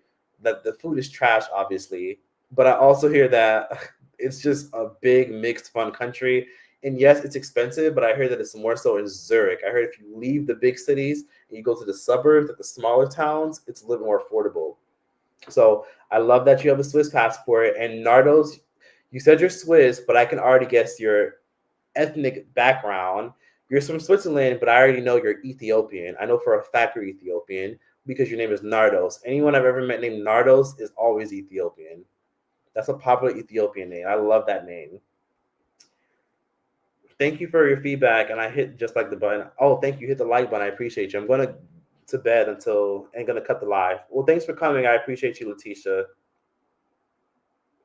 fact, that's why those positions we would do. We'll talk about Makeup by Esther and the Patrick TA situation. You mean the Patrick Star stuff? I'm not sure what's going on with that.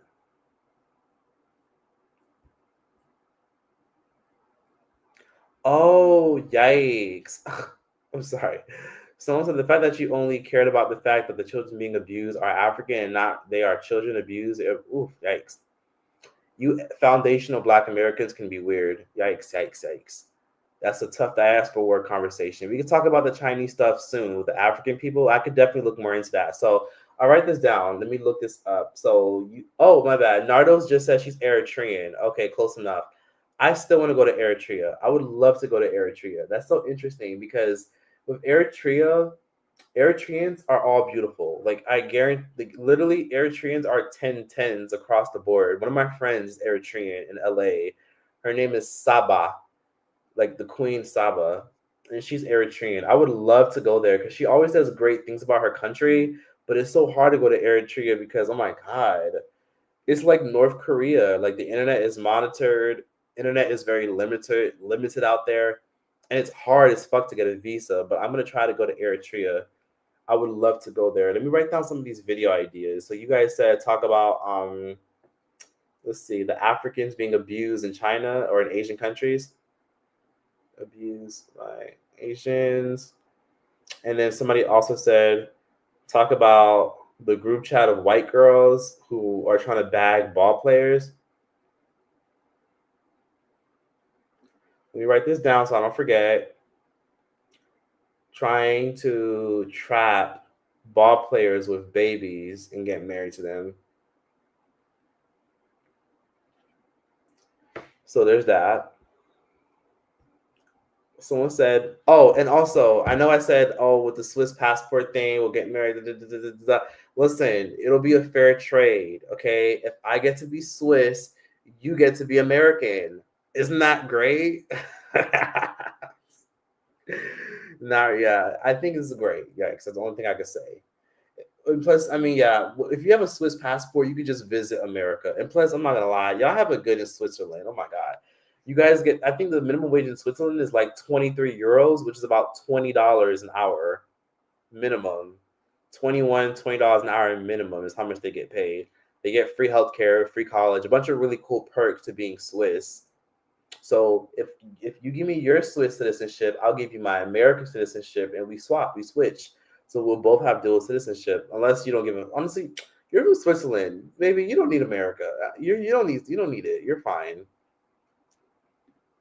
Your eggs got press-on veneers and they're falling off.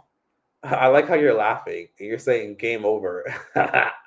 He must have did you dirty. But yeah, a lot of people do that in Brazil and Colombia and in America and LA.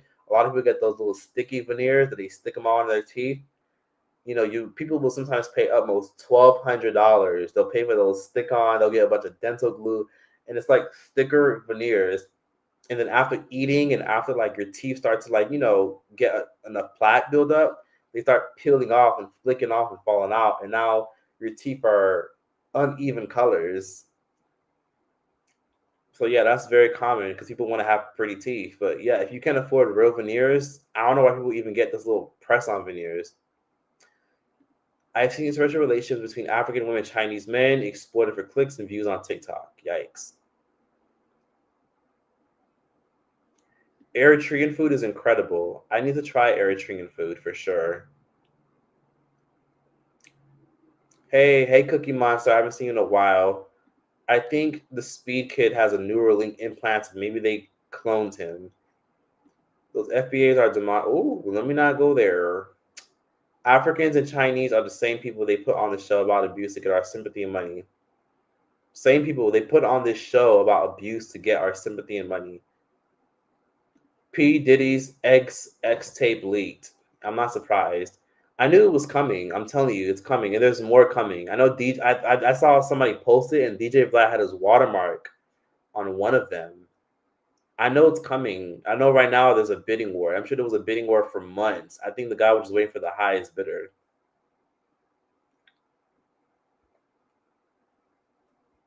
I'm not FBA, but I know what you mean.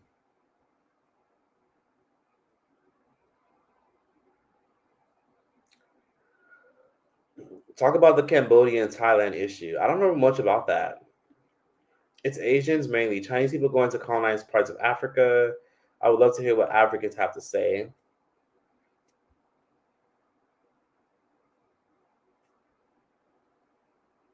Eritreans can speak Italian because of colonialism, right? Some Eritreans have Italian last names. Some of them have some words that are inspired by the Italian language. But no, many Eritreans do not speak Italian. In fact, most Eritreans don't speak Italian. There's Eritreans in Italy, and they speak Italian, but many of them are not Italian speakers. But some do speak it if they live there. Someone said get iced out. Academics is about capitalism, not learning. That's so true. It's about capitalism, not learning. Yeah. Let me see.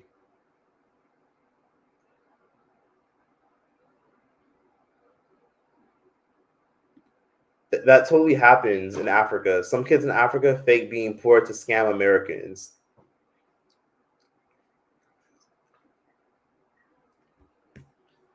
China has been taking black people's land and sell our products to use, and they don't respect us.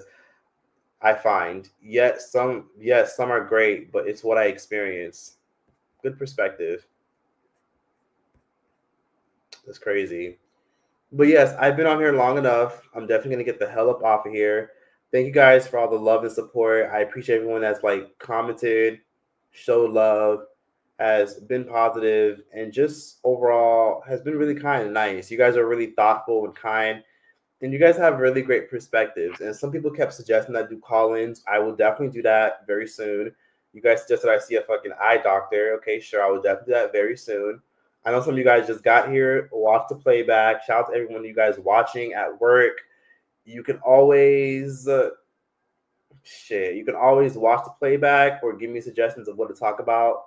And yeah, it's been an amazing month. I've been going hard this entire month, and I'm gonna keep going hard. I'm literally gonna go maybe get another glass of wine and then take my ass to sleep. Oh wait, I ran out of wine. I have more, but I want to open that bottle. But I'm gonna take my ass to sleep and enjoy the rest of my night. Y'all be safe. Y'all be good. Take care. Be blessed. Choice out this bitch. Cheers. Take care.